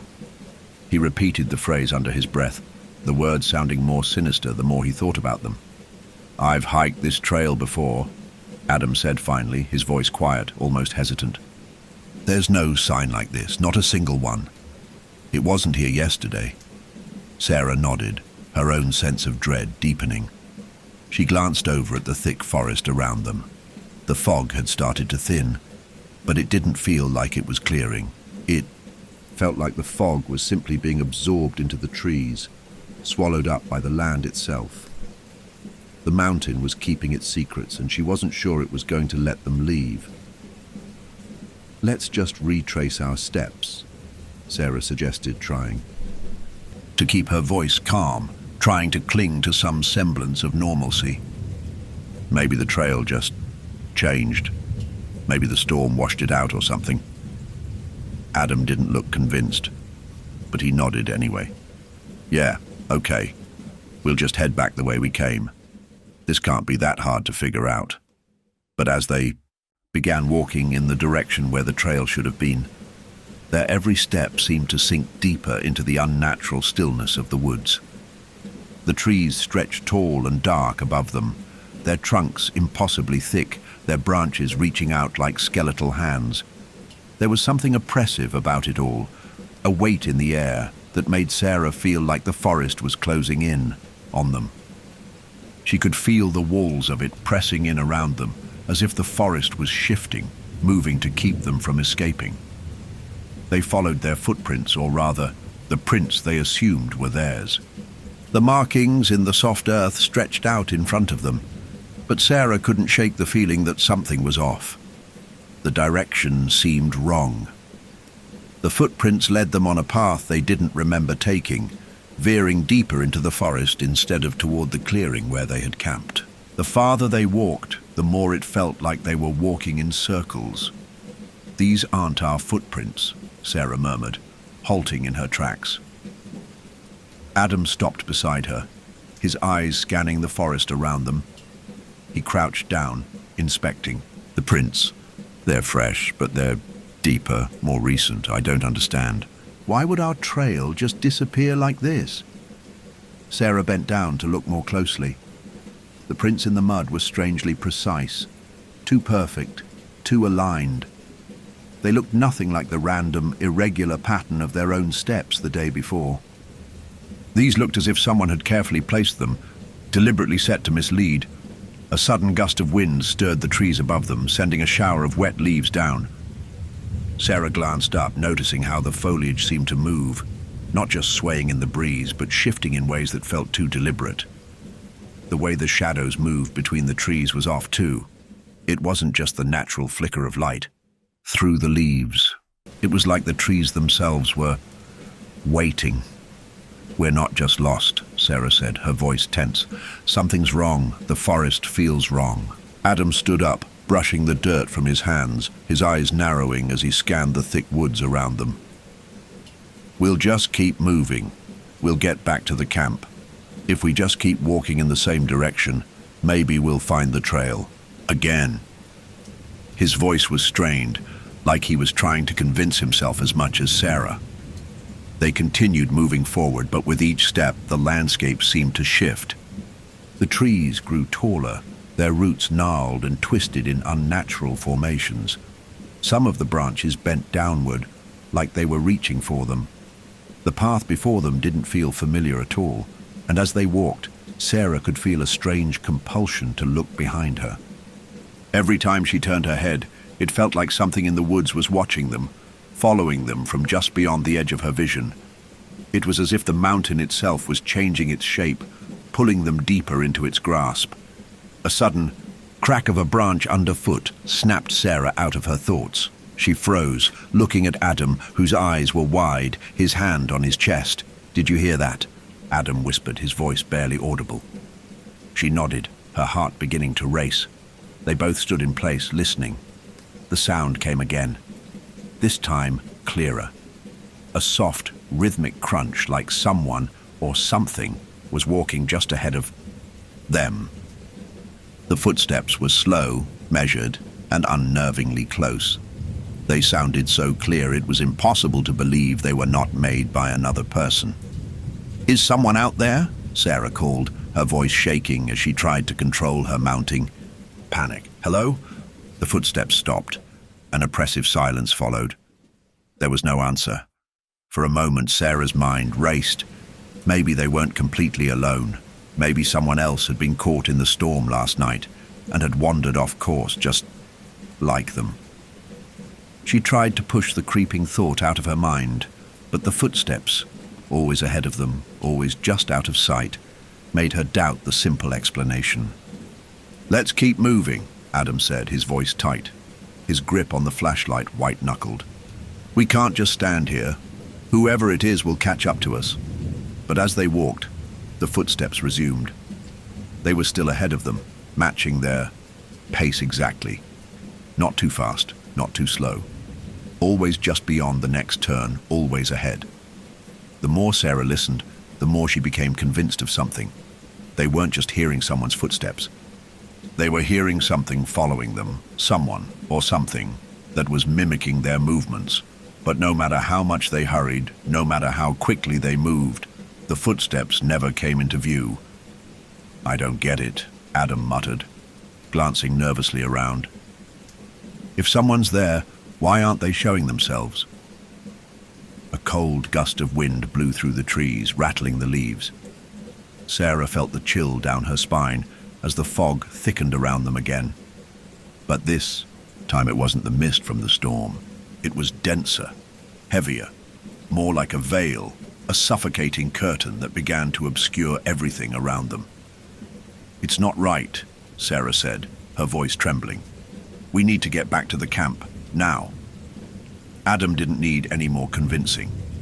They turned quickly, retracing their steps, but as they walked back, the fog seemed to grow thicker. The footsteps matched their pace, as though they were locked in a cycle, two against whatever unseen presence was stalking them. And still, the figure ahead never materialized. "Just keep walking," Adam urged, his voice strained. "We're almost there." But even as they hurried, they both knew something was waiting for them. The fog was thick now, so thick that Sarah could barely see the ground beneath her boots. Each step seemed to carry her deeper into the mist, as if the forest itself was swallowing them whole. The trees, twisted and gnarled, leaned closer as though they were closing in on the path, blocking out what little light had broken through the clouded sky. The oppressive weight of the fog made it difficult to breathe, and Sarah could feel the air growing colder with every passing second. Behind them, the footsteps had become a constant. At first, they were just an eerie echo, something distant, subtle. But now, they were close, closer than ever. The rhythm of the steps matched theirs perfectly, the exact timing, the same cadence. They were walking in sync with them, following, mirroring every move. "Adam," Sarah whispered, her voice trembling despite her attempt to sound calm. "Do you hear that? The footsteps, they're still there." Adam's face was pale as he turned to look over his shoulder. He wasn't saying anything, but Sarah could see the same terror reflected in his eyes. The footsteps didn't stop when they did. They had been walking for what felt like hours now, retracing their steps. But the figure, if there even was one, was still hidden by the fog. They couldn't see it, but they could feel it. The presence, just out of sight, was growing stronger. Adam gripped the flashlight tightly in his hand, his knuckles white. "It's just a trick of the mind," he said, though even he didn't believe it. "Just keep moving." But Sarah wasn't so sure. She could feel the pull in her chest, a deep gut-wrenching sensation that told her something was wrong. The footsteps weren't just footsteps. They were deliberate, waiting, like whatever was following them was pacing, toying with them almost, as if it was waiting for them to make a mistake. She couldn't shake the sensation that it wasn't just following them anymore. It was listening to them, watching. "We need to find the trail," Sarah urged, her pace quickening, her breath coming in short, sharp gasps. She couldn't explain why, but she needed to get out of the fog. She needed to get away from that presence. Adam didn't respond, but his footsteps echoed louder in the damp earth, and he quickened his pace to match hers. The trees closed in on either side, the trail narrowing, until it felt like they were walking through a tunnel, with the fog pressing against them from all sides. Then, it happened. The footsteps changed. They hadn't just been matching their pace. They'd started to move faster. A sudden, sharp crunch of leaves underfoot, a distinct change in rhythm. They were no longer in sync with Sarah and Adam, no longer mimicking. The presence was now moving ahead. Sarah's heart lurched in her chest. She didn't know why, but the realization hit her like a brick. Someone or something was walking ahead of them. The path was no longer theirs. The footsteps were leading them somewhere they didn't want to go. "Adam," she breathed, her voice shaking. "Someone's ahead of us." Adam's face drained of color as he turned to look around, his flashlight slicing through the dense fog. But it revealed nothing but trees.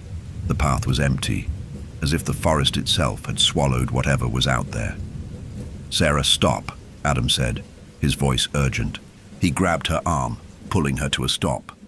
"Do you see that?" She turned, her breath caught in her throat. A shadow moved through the fog. It wasn't clear, not fully formed, but it was there, shifting in and out of the mist.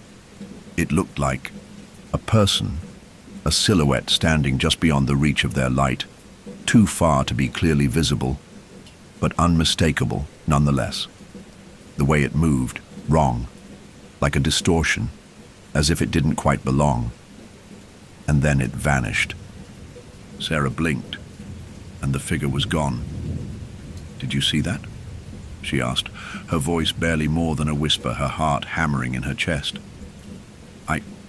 I think so," Adam replied, his voice quivering. "I saw something, but it's not real." "It can't be real." Before Sarah could respond, the footsteps ahead of them began again, this time faster, more deliberate, as though someone was running through the forest. They could hear the faint crunch of leaves, the unmistakable sound of something or someone moving with unnatural speed. Sarah's mind raced. It's ahead of us. It's leading us somewhere." Without waiting for Adam's response, she turned and started running, instinctively following the fading trail of footsteps, hoping to catch up to whatever or whoever was out there. But as she ran, the fog thickened once more, swallowing the path entirely, until it felt as though the entire forest had turned into an endless, shifting void. Adam shouted behind her, "Sarah, wait!" But she couldn't stop now. Not when the footsteps were so close, not when she could almost feel the presence behind her, urging her forward, pulling her into the depths of the forest. The path they had been following was no longer just a trail. It was a labyrinth, twisting and winding, and the more she ran, the more she felt as if she was being drawn into the heart of it. Then, as suddenly as it had begun, the footsteps stopped. Sarah froze in place, her breath ragged, her body trembling with fear. The entire forest seemed to fall silent, and for a terrifying moment she wondered if she had imagined it all. But no, she could still feel it, the weight of the presence, the eerie stillness that had descended upon the mountain like a heavy fog. The moment was broken by a sharp, agonizing scream. It was distant, echoing through the trees, and it sounded like something, was in pain. The scream cut through the silence like a blade. Sarah's heart skipped a beat. What was that? Adam caught up to her, his face pale. He was breathing heavily, his eyes wide with panic. "We need to get out of here, Sarah. This isn't just a storm. This place is wrong." Before Sarah could respond, she felt a strange compulsion to look behind her, as if the forest itself was calling her back. When she turned, her stomach dropped. In the thick mist, just at the edge of the trees, a figure stood, silhouetted by the fading light. It was tall, impossibly so, its form dark and indistinct.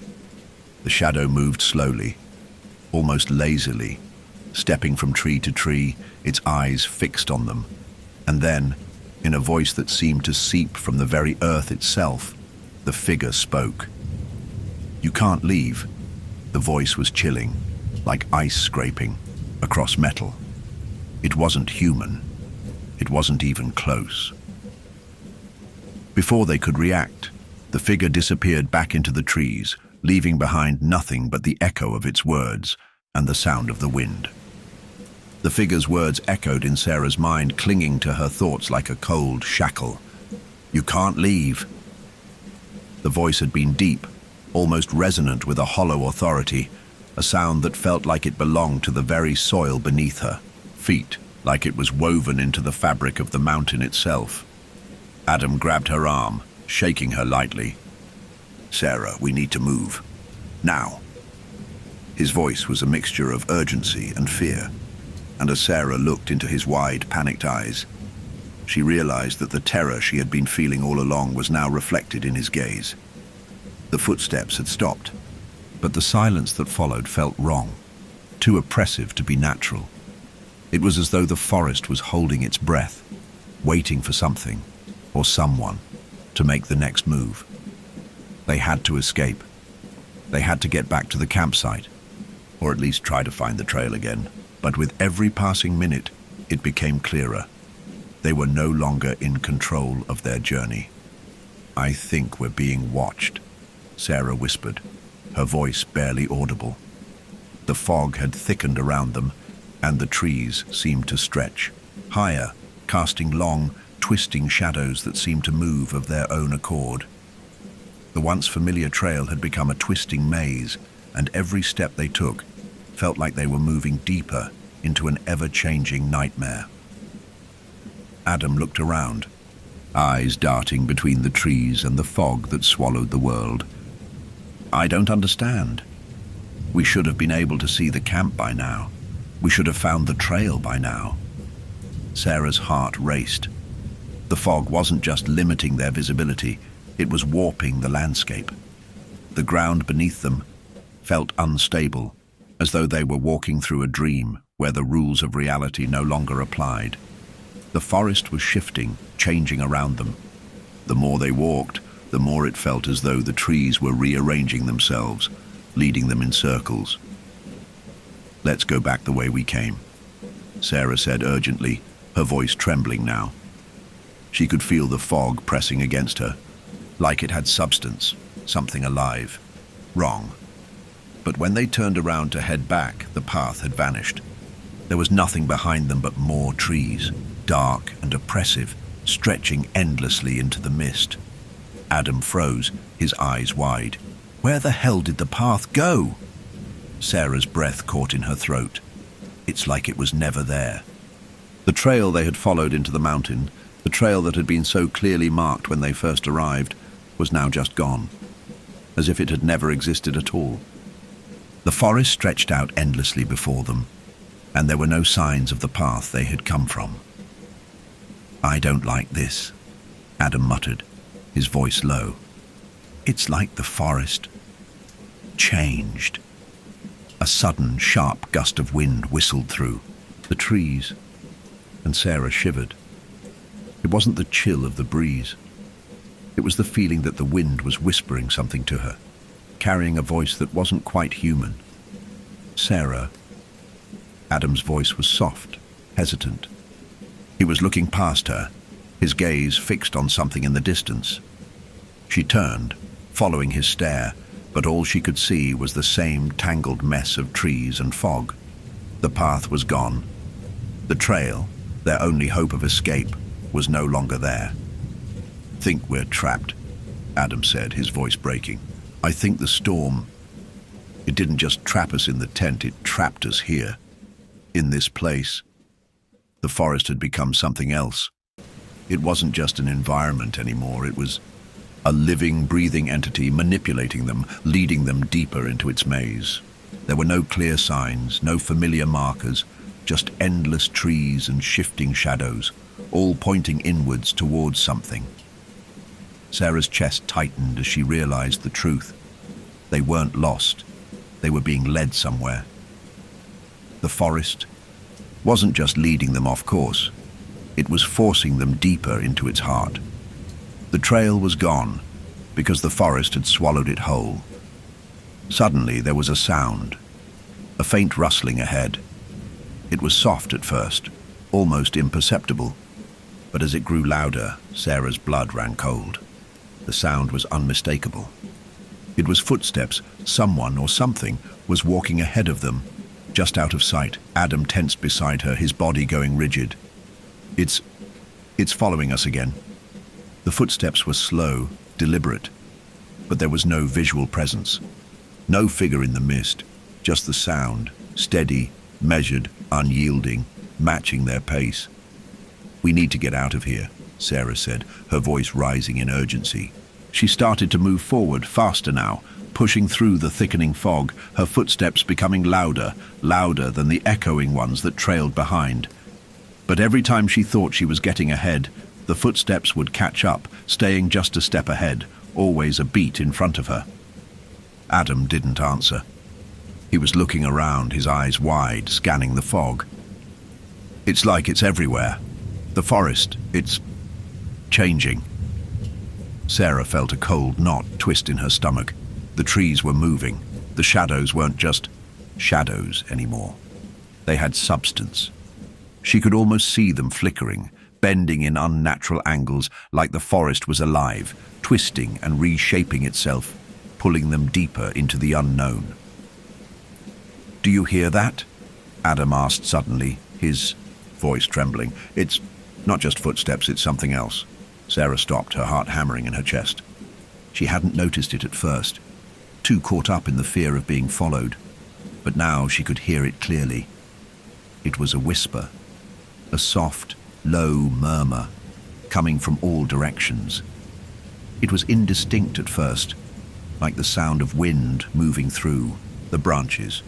But as it grew louder, it became undeniable. "Leave now." The voice was clear now. The words, though whispered, seemed to vibrate in the very air around them. The forest seemed to breathe them in, making the very trees quiver.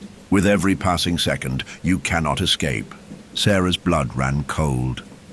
This was no storm, no freak of nature. It was something older, something tied to the land, to the mountain itself. Whatever force had been trapped here had awakened. They were no longer just in the wrong place. They were caught in a loop, trapped by a presence far older than they could understand. The mountain, the trees, the very air, it was all part of something alive, something that would never let them leave. "We need to run," Adam said, panic creeping into his voice. "We need to." But before he could finish, the footsteps ahead of them quickened, and the whispers grew louder, more insistent, filling the air like a torrent. The forest was no longer just a place to be navigated. It was a living entity, watching, waiting, pulling them deeper into its tangled web, and it was hungry. The whispers grew louder, thickening the air around them like a fog. Sarah's pulse thudded in her ears, louder than the wind, louder than the footsteps that still echoed through the trees. The voices weren't just words now, they were commands. "Leave now.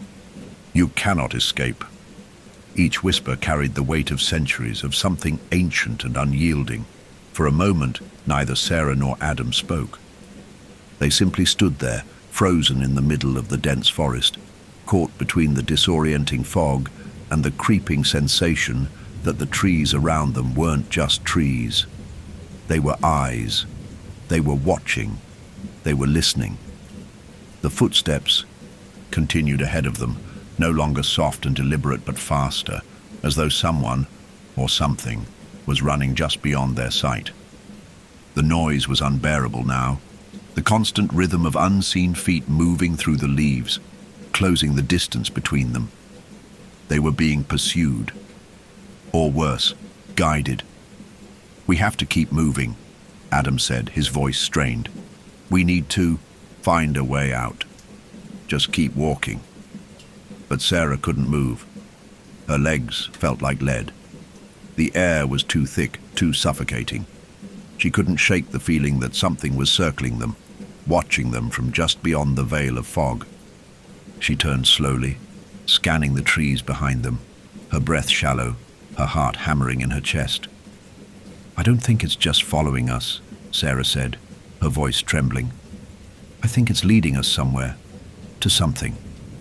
Adam turned to look at her, his face pale. He looked down at the path, still empty ahead of them, and then back into the fog. The sound of footsteps was now a steady pulse in the background, keeping time like a metronome. "Where's it leading us, though? And why?" Before Sarah could answer, she heard it again, the whisper, faint but clear. "It is too late." Her eyes widened in panic. The voice wasn't just speaking to her, it was speaking through her. The whisper felt like it had crawled inside her mind, burrowing into her thoughts. It was too familiar, too close. She could feel the words in her very bones, wrapping around her like chains. "Adam," she whispered urgently, grabbing his arm, "we're not just lost. This place, this mountain, it wants us here. It's trying to trap us." He looked at Her, his eyes wide with fear. And for the first time, Sarah saw something in his gaze. Something raw, something real. He understood. He felt it too. But before they could process the terror clawing at their insides, the fog thickened again, faster than before. It closed in on them like a wall, wrapping them in an oppressive cocoon of mist. The trees around them seemed to lean in closer, casting long shadows that twisted unnaturally in the haze. Then, through the dense fog, they saw something. Someone. Figure, standing just at the edge of the trees. It was tall, its form vague and indistinct, as though it was part of the fog itself. The figure was motionless, staring directly at them with eyes that gleamed with an otherworldly light, a light that reflected no warmth, no human emotion. It was empty. Its gaze was a void, a pit of darkness that seemed to reach into Sarah's very soul. The footsteps stopped. Is it watching us?" Sarah whispered, her voice a fragile thread. Adam couldn't answer. He couldn't tear his gaze away from the figure. His body was frozen, as though some invisible force had locked him in place. The figure didn't move, didn't speak, but it was there. And for the first time, Sarah understood what they were up against. It wasn't just the mountain or the storm. This presence was the mountain. It was the force behind the mist, behind the trees, behind the voices. The figure was part of it. The mountain had taken form, had become something tangible, and it was now standing before them. "You should not have come." The voice was not from the figure itself. It was everywhere, echoing through the trees, inside their heads, inside their very skin. It vibrated in the air around them, filling their lungs and their hearts with its presence. It felt like it was inside them. Sarah stumbled backward, her breath catching in her throat. What is it?" she gasped, her voice thin and broken. "It's the mountain," Adam whispered, his face pale as he looked at the figure. "It's been waiting for us, all along." Before they could react, the figure moved. But it didn't move in the way a person would move. It shifted, as though the fog itself was flowing around it, merging with the darkness of the trees. It grew taller, its limbs stretching unnaturally, as if it were being pulled by invisible strings, its body growing and distorting like a living shadow. "You can never leave." The voice boomed now, louder, closer, suffocating them in its weight. It was not just a sound, it was a force, a pressure, pushing in from all sides until it felt like the very air had thickened, like they couldn't breathe, couldn't think. It was overwhelming, inescapable. Sarah staggered back, her legs buckling. Beneath her, but Adam grabbed her arm before she could fall.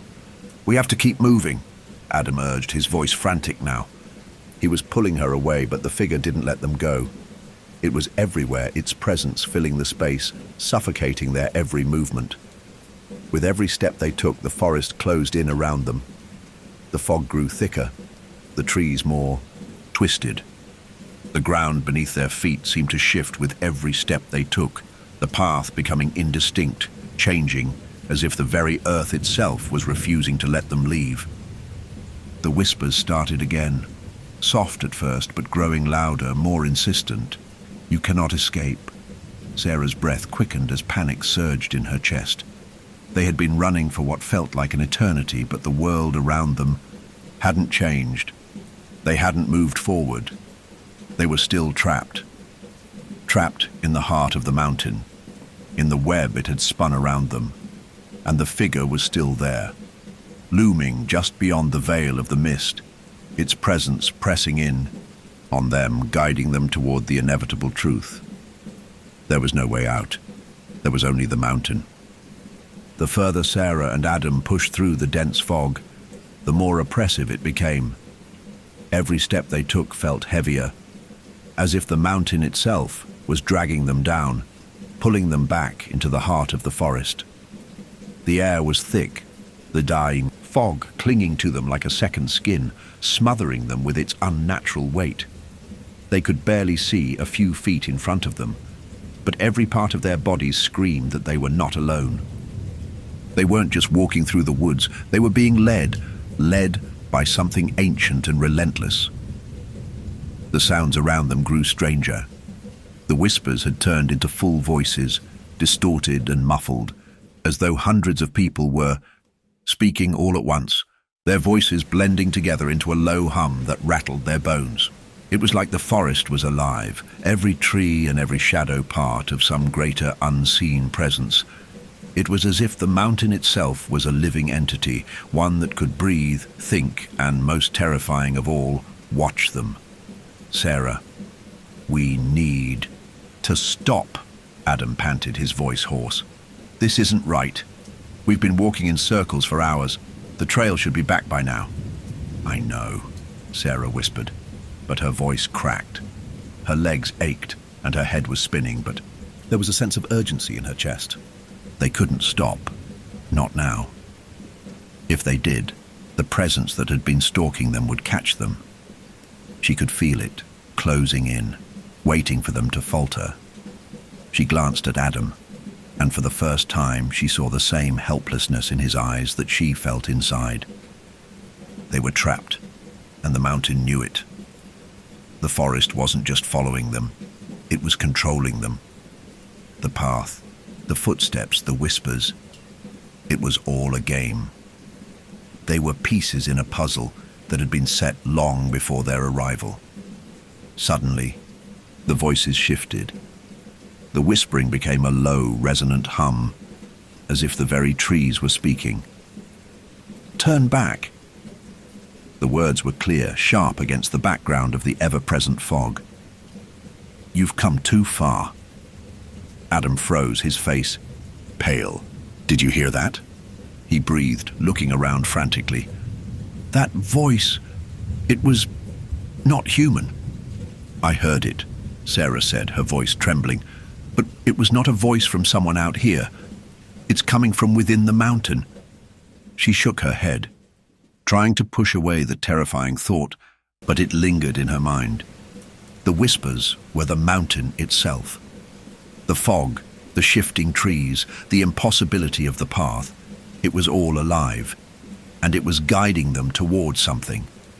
Adam's eyes flicked to the trees around them, his body tense.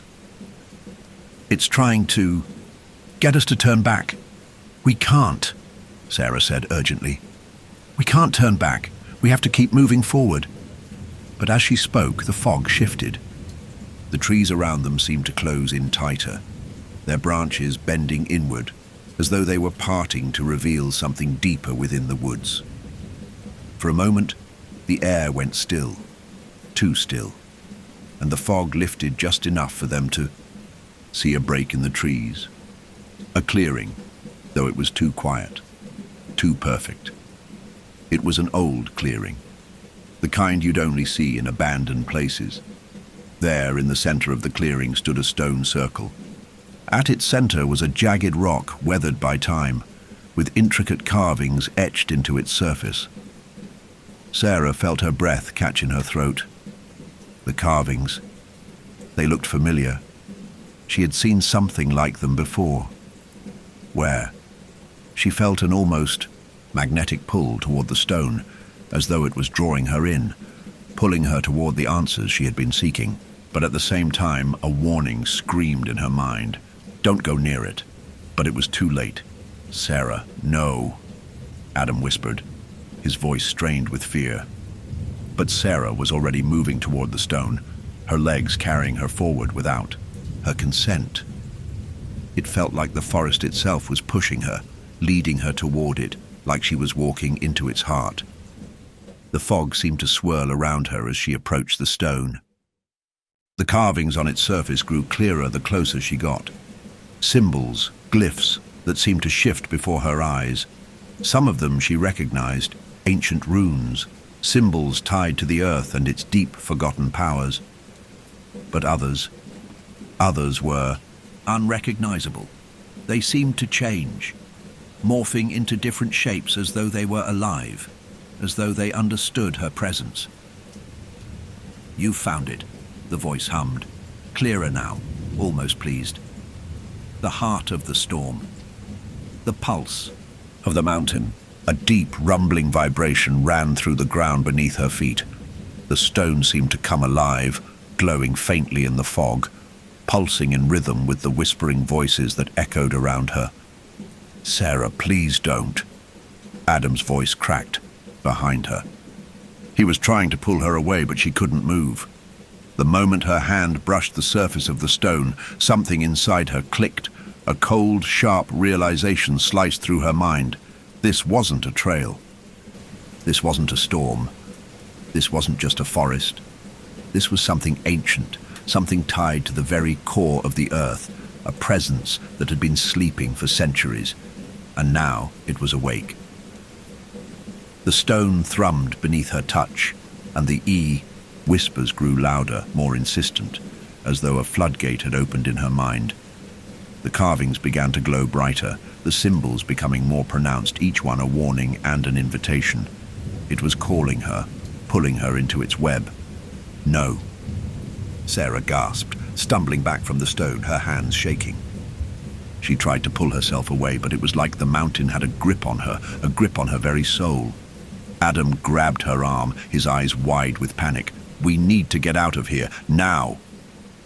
But it was too late.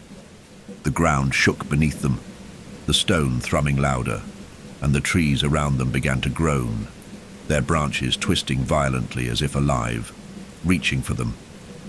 The presence, the thing that had been following them, was no longer just a presence. It was here, in the clearing pressing in on them. The fog had lifted, revealing a twisted forest of ancient, gnarled trees, their bark blackened and charred. The path had disappeared. The mountain had become a labyrinth, a maze that shifted with every step they took. And the stone was a doorway. The ground cracked open beneath their feet, and from the fissures in the earth, dark tendrils of smoke began to rise, swirling in a pattern that seemed to call them, to beckon them toward the heart of the mountain. "This is it," Sarah whispered, her voice trembling with a mixture of fear and awe. "This is what it wanted. It wanted us to find it, to wake it up." Adam turned to her, his face ashen, his voice desperate. "No, this isn't us. This isn't our doing." But it didn't matter. The mountain had already begun to shift, and there was no way out. The ground beneath Sarah and Adam's feet felt unstable, shifting with every step they took, like the very earth was pulling them deeper into its grasp. The once familiar forest around them had changed, morphed into something twisted, something alive. The trees no longer stood in quiet majesty, but loomed over them with crooked branches, their bark dark and slick, as though they had been soaked in tar. The foliage was thick and unnatural, the air heavy with the smell of decay. There was no more breeze, no more fresh air. The stillness was suffocating, a constant pressure on their lungs. Sarah stumbled forward, her hand instinctively reaching out for Adam, who was just as shaken as she was.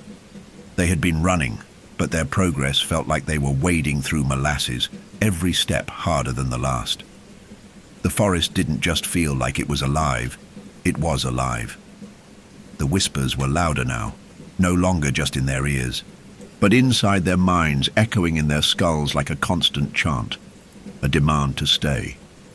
"Sarah," Adam gasped, his voice raw, "we have to get out of here. We can't be trapped here." But Sarah wasn't sure they could leave. The path, the trail, it didn't exist anymore. There was no way forward. There was only the oppressive fog that thickened as they moved, closing in around them like a vice. The landscape had become impossible to navigate. Trees they passed on their left moments ago were now on their right. The ground beneath them was uneven, jagged, almost alien in its sudden change. It was as if the entire forest was reshaping itself, an intentional design, guiding them into a space they didn't understand. Her heart pounded as she looked around, but everything felt wrong. They had been here before. She knew they had. There were the same twisted roots, the same jagged rocks, the same misty void that seemed to stretch for miles. "Why is this happening?" Adam asked, his voice strained. He was starting to panic, his breath shallow. He kept looking back over his shoulder, as though afraid someone, or something, was following them, something unseen, watching them from just beyond the fog. She didn't have an answer. She couldn't explain it. The place they were in didn't follow any logic anymore. The mountain had become a living thing, its own twisted ecosystem, and they were nothing more than intruders, its prey. The whispering grew louder again, and Sarah felt it in her bones, vibrating through the ground, through the trees. "You're too far now," it seemed to say. "There is no way back." She stopped abruptly, her eyes wide with horror. "Adam, look." Ahead of them, the landscape shifted again. At first it was subtle, a slight distortion in the air, like a heat wave rising off the ground, but then the trees shifted. It was unmistakable. They were bending, warping, their trunks twisting unnaturally, pulling toward the center of the clearing as if they were forming something. A structure, a shape. Adam's eyes followed Sarah's gaze. "What is that?" In the center of the clearing, the trees had converged, forming a wide ring.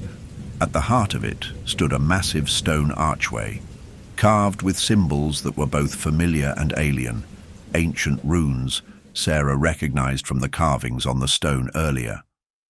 The stone was cracked and worn, its surface smooth and slick with an iridescent sheen, as though it had been touched by time itself. The air grew colder still. Sarah could feel the weight of the mountain bearing down on her. This was no longer a place they could escape from. This was where they were meant to be. This was where they had always been meant to be. Without thinking, Sarah stepped forward. Her feet moved of their own accord, her body drawn toward the archway. The whispers were louder now, urging her forward, pulling at her, until they became a thunderous roar in her mind. "Come closer, enter, see what awaits, Sarah." Adam's voice broke through the fog, but it felt distant now. She barely heard him. "Don't go near it," he begged, his voice breaking with panic. But Sarah didn't stop. The archway felt like it was calling her, like it was pulling her into something far deeper than the earth itself. She reached out, her fingers trembling, and as soon as her hand touched the stone, a shock of energy coursed through her. It was cold, bitter cold, but it wasn't just a sensation. It was alive. The stone wasn't just stone. It was part of the mountain, part of whatever ancient force had taken hold here. The ground trembled beneath her feet, and for a split second, Sarah saw it. A vision, fleeting and blurred but unmistakable, a vast cavern, hollow and dark, stretching out far beyond the confines of the mountain. In the distance, she saw glowing eyes, hundreds of them, watching her from the darkness, hungry, waiting. She gasped, pulling her hand back, but the vision lingered, searing itself into her mind. "Sarah," Adam shouted, his voice sharp with desperation now. "Don't touch it!" But it was too late. The archway pulsed with an eerie light, and the ground beneath them groaned. The trees seemed to bend even further, twisting into strange, impossible shapes as the fog thickened around them, pressing in with a force they couldn't escape. The presence they had felt all along was here. No longer a distant feeling, but something that had manifested in full. "I don't want to be here," Sarah whispered, her voice cracking. She could hear the panic in her words. "I don't. This place, this mountain, it's not just a storm. It's not just a trail. It's a prison." The ground shook violently again, this time with an intensity that rattled their bones. The stone archway began to glow brighter, its symbols illuminating with a dark, pulsating energy. The whispers turned into shouts echoing through her mind with incomprehensible words. She stumbled backward, her legs giving way as the mountains seemed to close in around her. But as she looked back toward Adam, she saw the same realization mirrored in his face. They were trapped. The mountain had trapped them, and whatever force was behind it was far older than either of them had ever imagined. "We have to destroy it," Adam gasped, his voice filled with a new resolve. "We have to stop it." But Sarah wasn't sure it could be stopped. She wasn't sure they could even leave. The archway wasn't just a portal, it was a key that had been waiting for them to find it. And now that they had, there was no turning back. The mountain was awake, and it wasn't going to let them go. Sarah's heart thundered in her chest as she stumbled backward from the archway. The dark light it emitted pulsed like the beat of a heart, and the symbols carved into the stone began to glow with an otherworldly radiance. It was as if the mountain itself was alive, breathing, watching, waiting for her to make a mistake. The whispers that had been a low murmur now surged, louder, more insistent, swirling in her mind. They weren't just voices anymore, they were commands. "You belong here. You cannot leave. You are ours." "Adam," Sarah gasped, her breath shallow as she reached out for him. "We're not just lost. This is a trap." Adam stood beside her, his body tense, eyes darting around in panic.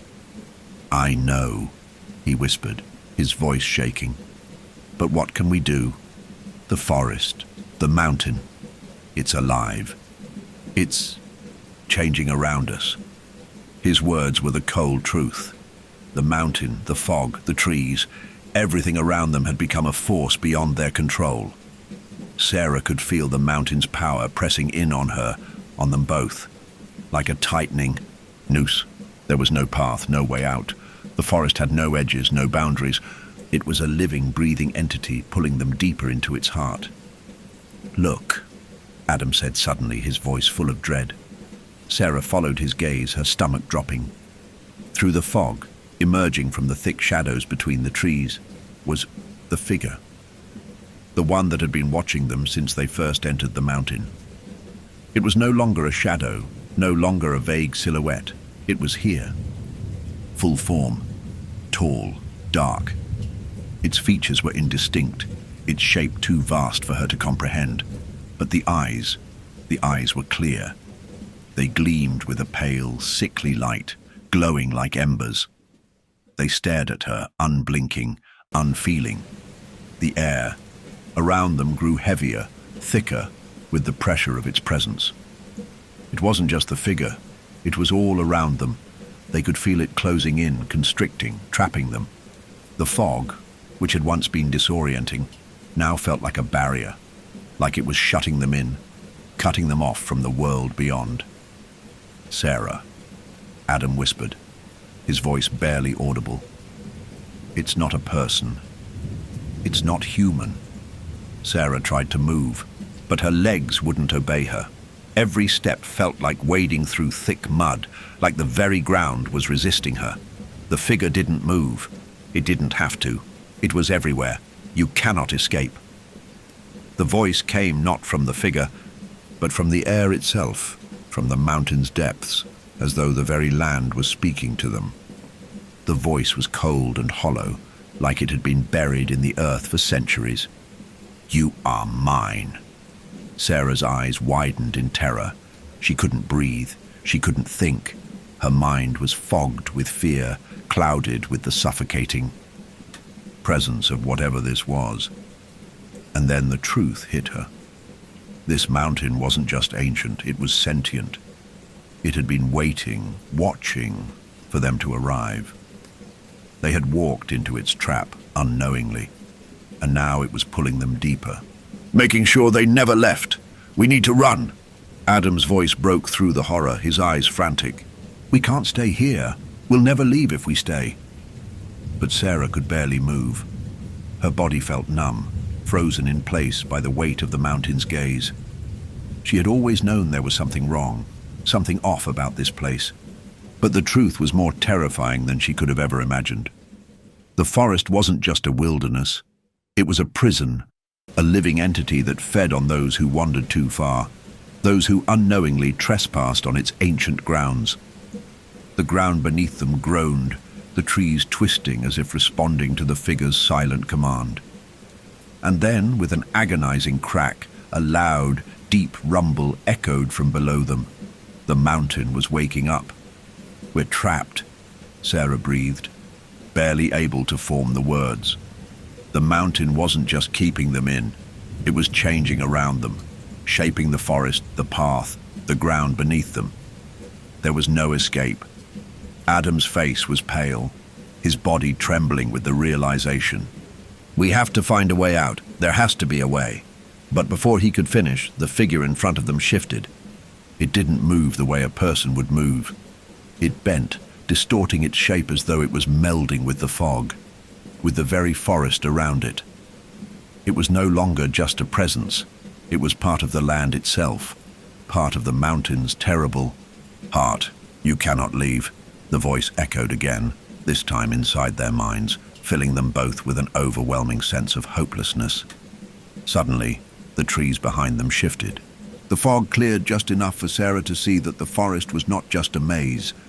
It was an endless loop, a perfect circle, drawing them deeper into the mountain's core. Every tree they passed, every twisted root they stepped over, had become part of the trap. They had been walking in circles for hours, but it wasn't a natural circle. It was a trap set by the mountain itself. "Sarah, we need to get back to the stone," Adam said urgently, his voice cracking with panic. "The stone, it's the only way." Sarah didn't respond immediately. She couldn't. The stone, the archway. It had been the focal point, the place where everything had shifted. She felt that familiar pull in her chest, a deep, almost magnetic force urging her back to that cursed place. She wanted to fight it. She wanted to scream, to refuse, but deep down, she knew the mountain had already chosen. The figure's eyes gleamed brighter, the light pulsing in rhythm with the tremors that shook the ground. "You cannot leave. Not now. You are mine. Forever." The ground cracked open beneath them with a deafening roar, and from the earth, black tendrils of smoke erupted, swirling around them like a vortex. The stone archway, glowing with an unholy light, loomed ahead, its carvings twisting and shifting as though alive, as though it were breathing with the mountain. "Adam, I don't think we can fight it," Sarah said, her voice barely more than a whisper. "We can't stop it." Adam didn't respond. His eyes were locked on the stone, but his face was filled with terror, knowing the truth. They had walked into something ancient, something that had been waiting for them. The mountain was not just a place, it was a being, a god of the earth, of the forest, and it had claimed them. "I'm sorry," Adam whispered. And Sarah knew it wasn't just to her. It was to both of them. They couldn't run. The mountain was pulling them back, and no matter how fast they moved, they couldn't escape its grasp. It was waiting for them to understand. And now they had. The mountain had no intention of letting them go. The air around Sarah and Adam felt heavier now, like an invisible weight was pushing down on them, constricting their lungs with every breath. The stone archway loomed ahead, pulsating with an unnatural light that felt like it was drawing them in, like it was absorbing them into its core. They had tried to run, tried to flee, but the mountain would not let them go. It had woven its tendrils around them, pulling them deeper into its labyrinth of mist and twisted trees, trapping them in a reality that no longer made sense. Sarah stumbled forward, her body numb with fear and exhaustion. She could barely see Adam beside her, his form shrouded in the thick fog, his face pale and gaunt. His eyes were wide, haunted, filled with the same terror that churned in her gut. They were both running on pure instinct now, driven by the primal need to survive, but no matter how fast they ran, they could never get away. The footsteps, the other footsteps, had started again. This time they were unmistakable, louder, sharper. They were ahead of them, always ahead, like a shadow creeping just beyond their vision. The figure wasn't just following them anymore, it was leading them, guiding them toward the center of the mountain's heart. Sarah's mind was clouded with panic, but she couldn't ignore the unmistakable feeling that something was standing just beyond the fog. Something was watching them, waiting for them to make a mistake. She could feel its eyes on her, on them both, like a cold, invisible hand that reached through the mist, gripping them by the soul. "Adam," she breathed, her voice trembling. "Do you see that?" He stopped dead in his tracks, his face strained with confusion and fear. "See what?" The fog shifted, a faint silhouette appearing through the dense mist. It was vague at first, like the edge of a dream that was fading before it could fully take shape.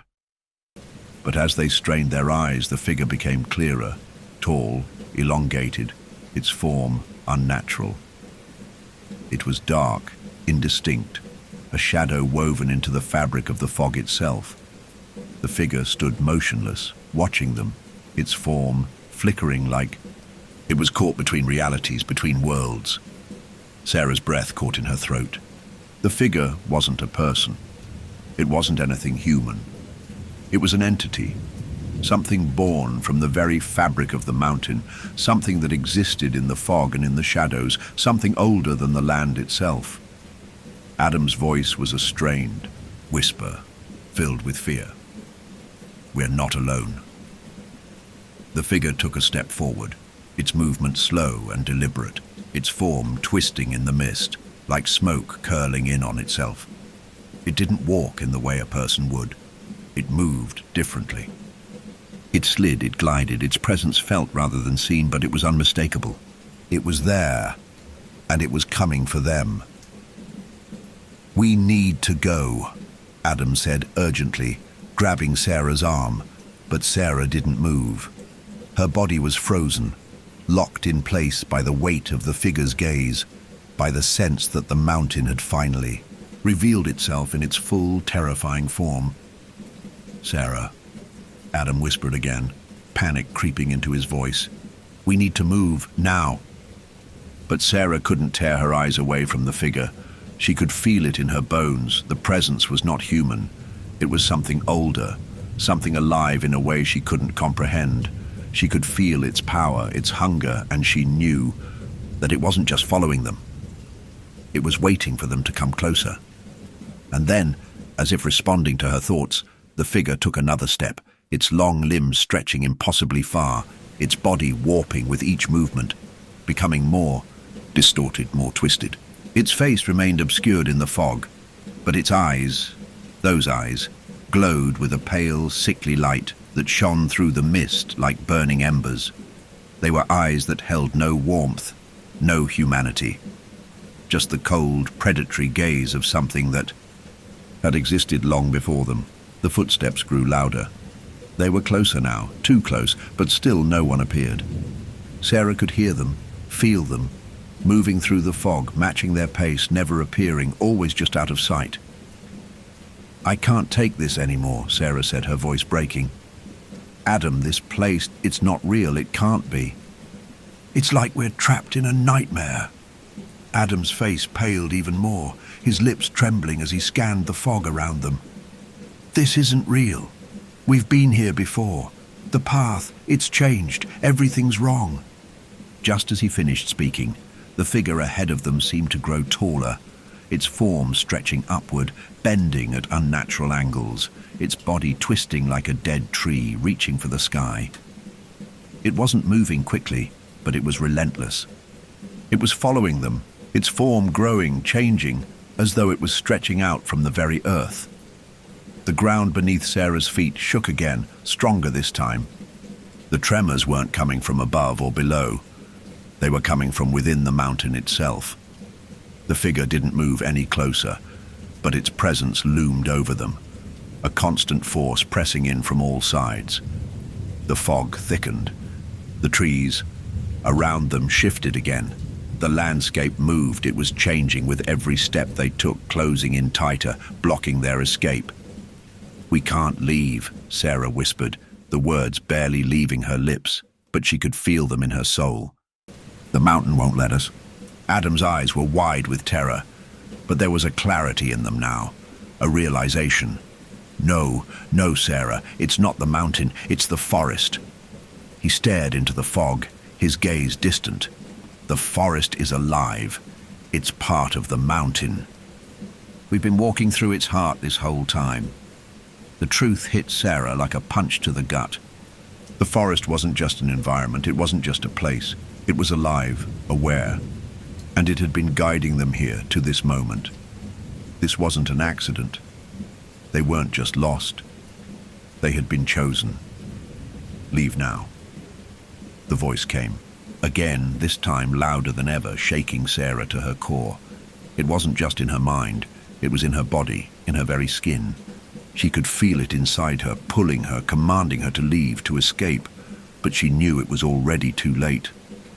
The figure in front of them grew even taller, its shape now fully emerged from the mist. Its silhouette was unmistakable.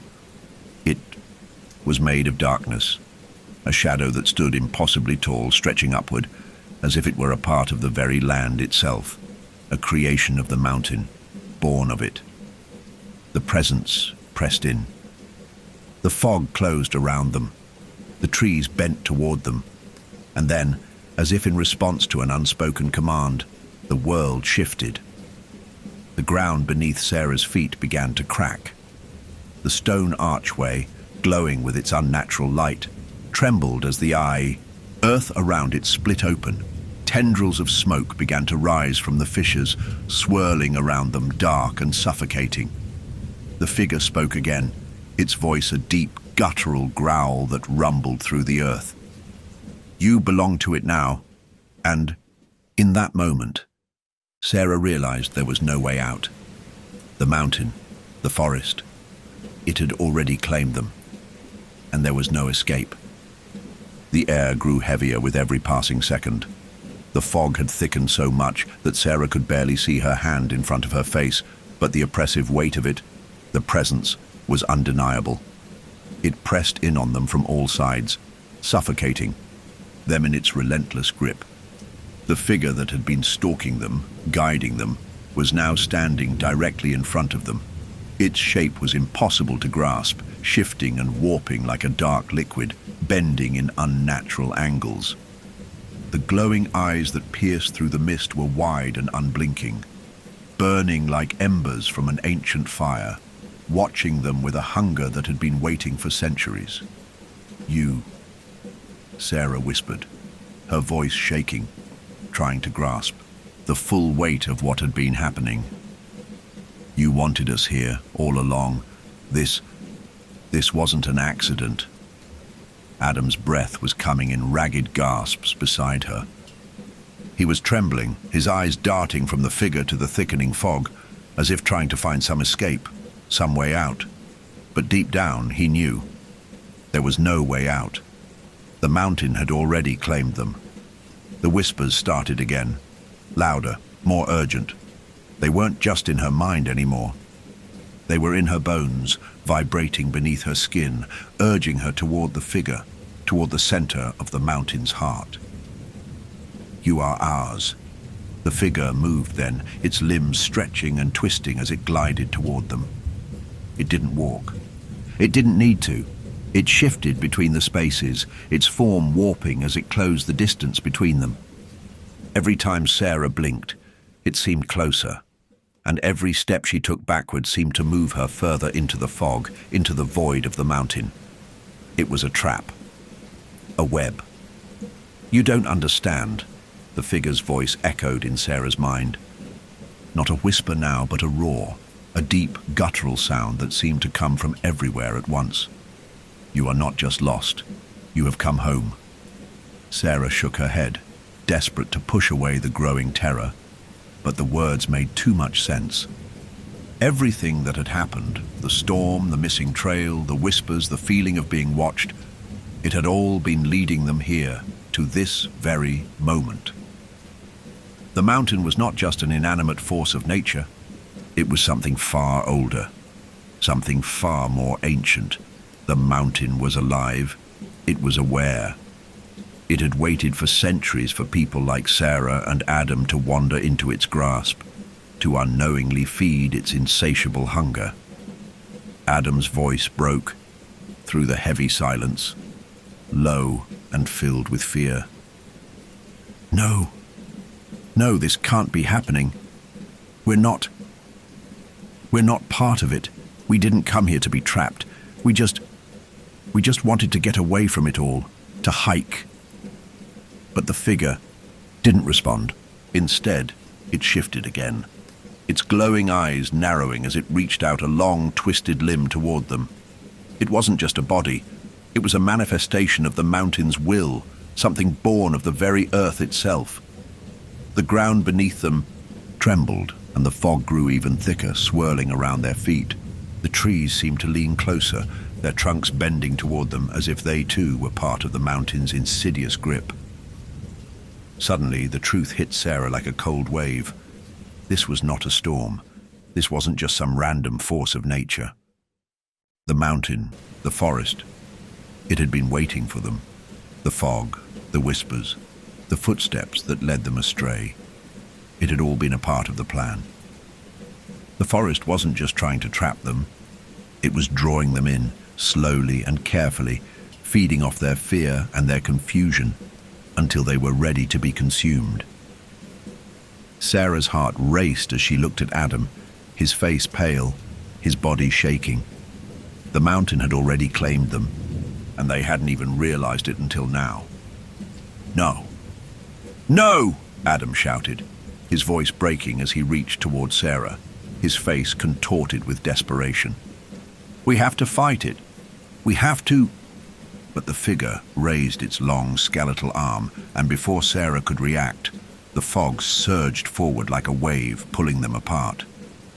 The earth below them cracked open, and tendrils of smoke and darkness reached out from the fissures. Wrapping around their legs, pulling them down, Sarah screamed, but it was as if the sound was swallowed by the mountain itself. The fog closed in around her, the voices rising in her mind.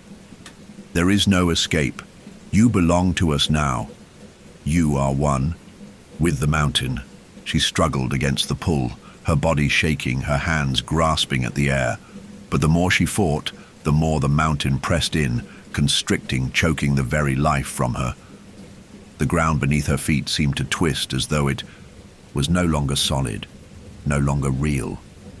She felt her body being pulled into the earth, her chest tightening as if the mountain itself was drawing the air from her lungs. She looked around, but all she could see was the darkness, the fog, the stretching shadows that had become the very fabric of the world. And then, through the dense fog, she saw it. The figure was standing before her, towering over her. Its glowing eyes were fixed on her, unblinking. The whispering voices rose to a deafening crescendo in her ears, and for a moment, she thought she might collapse under the weight of it all. You have entered the heart of the mountain, and now you are part of it. Suddenly, she felt the weight of the mountain's truth pressing down on her, filling her with an overwhelming sense of purpose, a deep, ancient purpose that had been waiting for her all along. The mountain didn't just want them here. It needed them. It needed their souls, their fears, their very existence to feed its insatiable hunger. And as the figure reached out toward her, its fingers long and twisted like the roots of an ancient tree, Sarah realized that there was no escape. No one had ever left. No one could leave. Sarah's heart beat in her ears as she was pulled deeper into the earth, her body resisting, but her limbs becoming too weak to fight.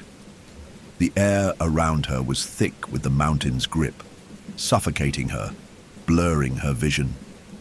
The figure that loomed above her was no longer a shape. no longer a vague silhouette of darkness, but a terrifying, twisted presence. It was the mountain itself, alive, a being formed of rock, tree, and fog, a creature of time and space, forged in an era before memory. Its glowing eyes, pale like dying stars, burned through the mist, pinning her in place. Sarah could feel her mind slipping, the suffocating weight of its gaze pulling at the edges of her thoughts. "You are mine."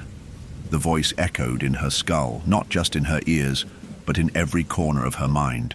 It was ancient, timeless, full of knowledge that had been waiting centuries to speak. She could feel Adam beside her, his body trembling, but their connection had been severed, lost in the fog of the mountain's control. His hand had been pulled from hers, his screams fading, as if swallowed by the very land. The mountain was too powerful. She could no longer hear his voice, could no longer feel his presence, even though she knew he was still there. The figure reached forward, its fingers elongating and twisting like the branches of the ancient trees surrounding them. They reached into the fog, wrapping around Sarah's arms, pulling her closer to the heart of the mountain, drawing her toward the stone archway that had begun to hum with unnatural energy. The symbols carved into it flashed again, brighter this time, as though alive, as though they knew her, knew everything she was. "You cannot escape," the figure's voice rumbled, its tone almost loving yet utterly cold. "You are already part of this. The mountain owns you now." A sudden, overwhelming sense of clarity washed over Sarah, so strong it nearly crushed her. The realization hit like a blow to the chest. This wasn't just a mountain. This was a living, breathing force older than time itself. The mountain was not merely a place. It was a prison. It was an endless loop, a place where souls had been trapped for centuries. It had been waiting for Sarah and Adam for years. The symbols on the stone archway pulsed with a steady rhythm, and Sarah felt her own heartbeat match its tempo. The figures carved into the stone were no longer just markings. They were faces, distorted and contorted, trapped in the stone, their eyes wide with terror. They were like her. They had been part of the mountain once, perhaps long ago, lost travelers who had come too close, people who had thought they could leave. But no one ever leaves. The whispering voices grew louder now, filling her mind, each one a fragment of the countless souls that had been claimed before her. She could hear their cries, their pleading, as if they were reaching out to her, begging for release. But Sarah knew now. There was no escape. There had never been an escape. Her legs buckled beneath her as the realization sank in. The mountain wasn't just an ancient force, it was alive, and it was feeding on them, on their fear, their confusion, their very essence. It needed them to be part of it, to become one with it, to become one of the countless souls trapped within its depths. They weren't lost at all. They were chosen. Sarah screamed, but the sound was swallowed by the mountain. The figure was right in front of her now, its face still obscured, but its eyes, those burning eyes, pierced her very soul. They were alive, watching her, waiting for her to accept her fate. "You will join us," the figure whispered, its voice thick with ancient power. "You are now part of the mountain's heart. You will never leave. You will never escape." The mountain trembled beneath them. The ground cracked open again, and this time Sarah felt it in her very bones. The forest was shifting, closing in around them, the trees bending, the fog thickening. The archway glowed brighter now, and Sarah could feel the pull, the suction, as the mountain began to swallow her whole. Suddenly, a sound broke through the chaos. The faintest cry, distant but unmistakable. It was Adam. His voice, his desperate scream, cut through the fog. But it wasn't just a sound, it was a call, a plea for help, a cry for release. He was still there, still alive, but his voice was fading, drawn into the depths of the mountain. "Adam," Sarah shouted, her voice raw, desperate, but she couldn't move. Her body felt like it was being pulled toward the archway, toward the heart of the mountain. The weight of the mountain's power had taken root inside her, and she couldn't fight it. She could feel the stones beneath her feet shifting, changing with every step. The figure stepped closer, its shadow stretching over Sarah's trembling form. Its hand reached out, and she could feel the chill of its touch as it pressed against her skin. The moment it touched her, everything around her shifted. The fog, the trees, the world itself, all of it changed. For a brief moment, Sarah felt weightless, like she was floating through the fog. The world around her blurred, like the mountains and trees were spinning, twisting, collapsing in on themselves. Then, with a jolt, everything stopped. Sarah's mind reeled. The mountain was no longer a place of physical terrain. It was a concept, a prison of souls. This was it. The place where time and space didn't matter. The place where the living became the lost. The archway ahead of her flickered with the ancient symbols glowing brighter now, almost as if calling her name. And as Sarah took a step forward, she felt it, the presence, the pull. A voice, faint but clear, echoed in her mind. "You have found your place. You are no longer a wanderer. You are part of us." And Sarah knew there was no going back. There was only the mountain, only the endless path.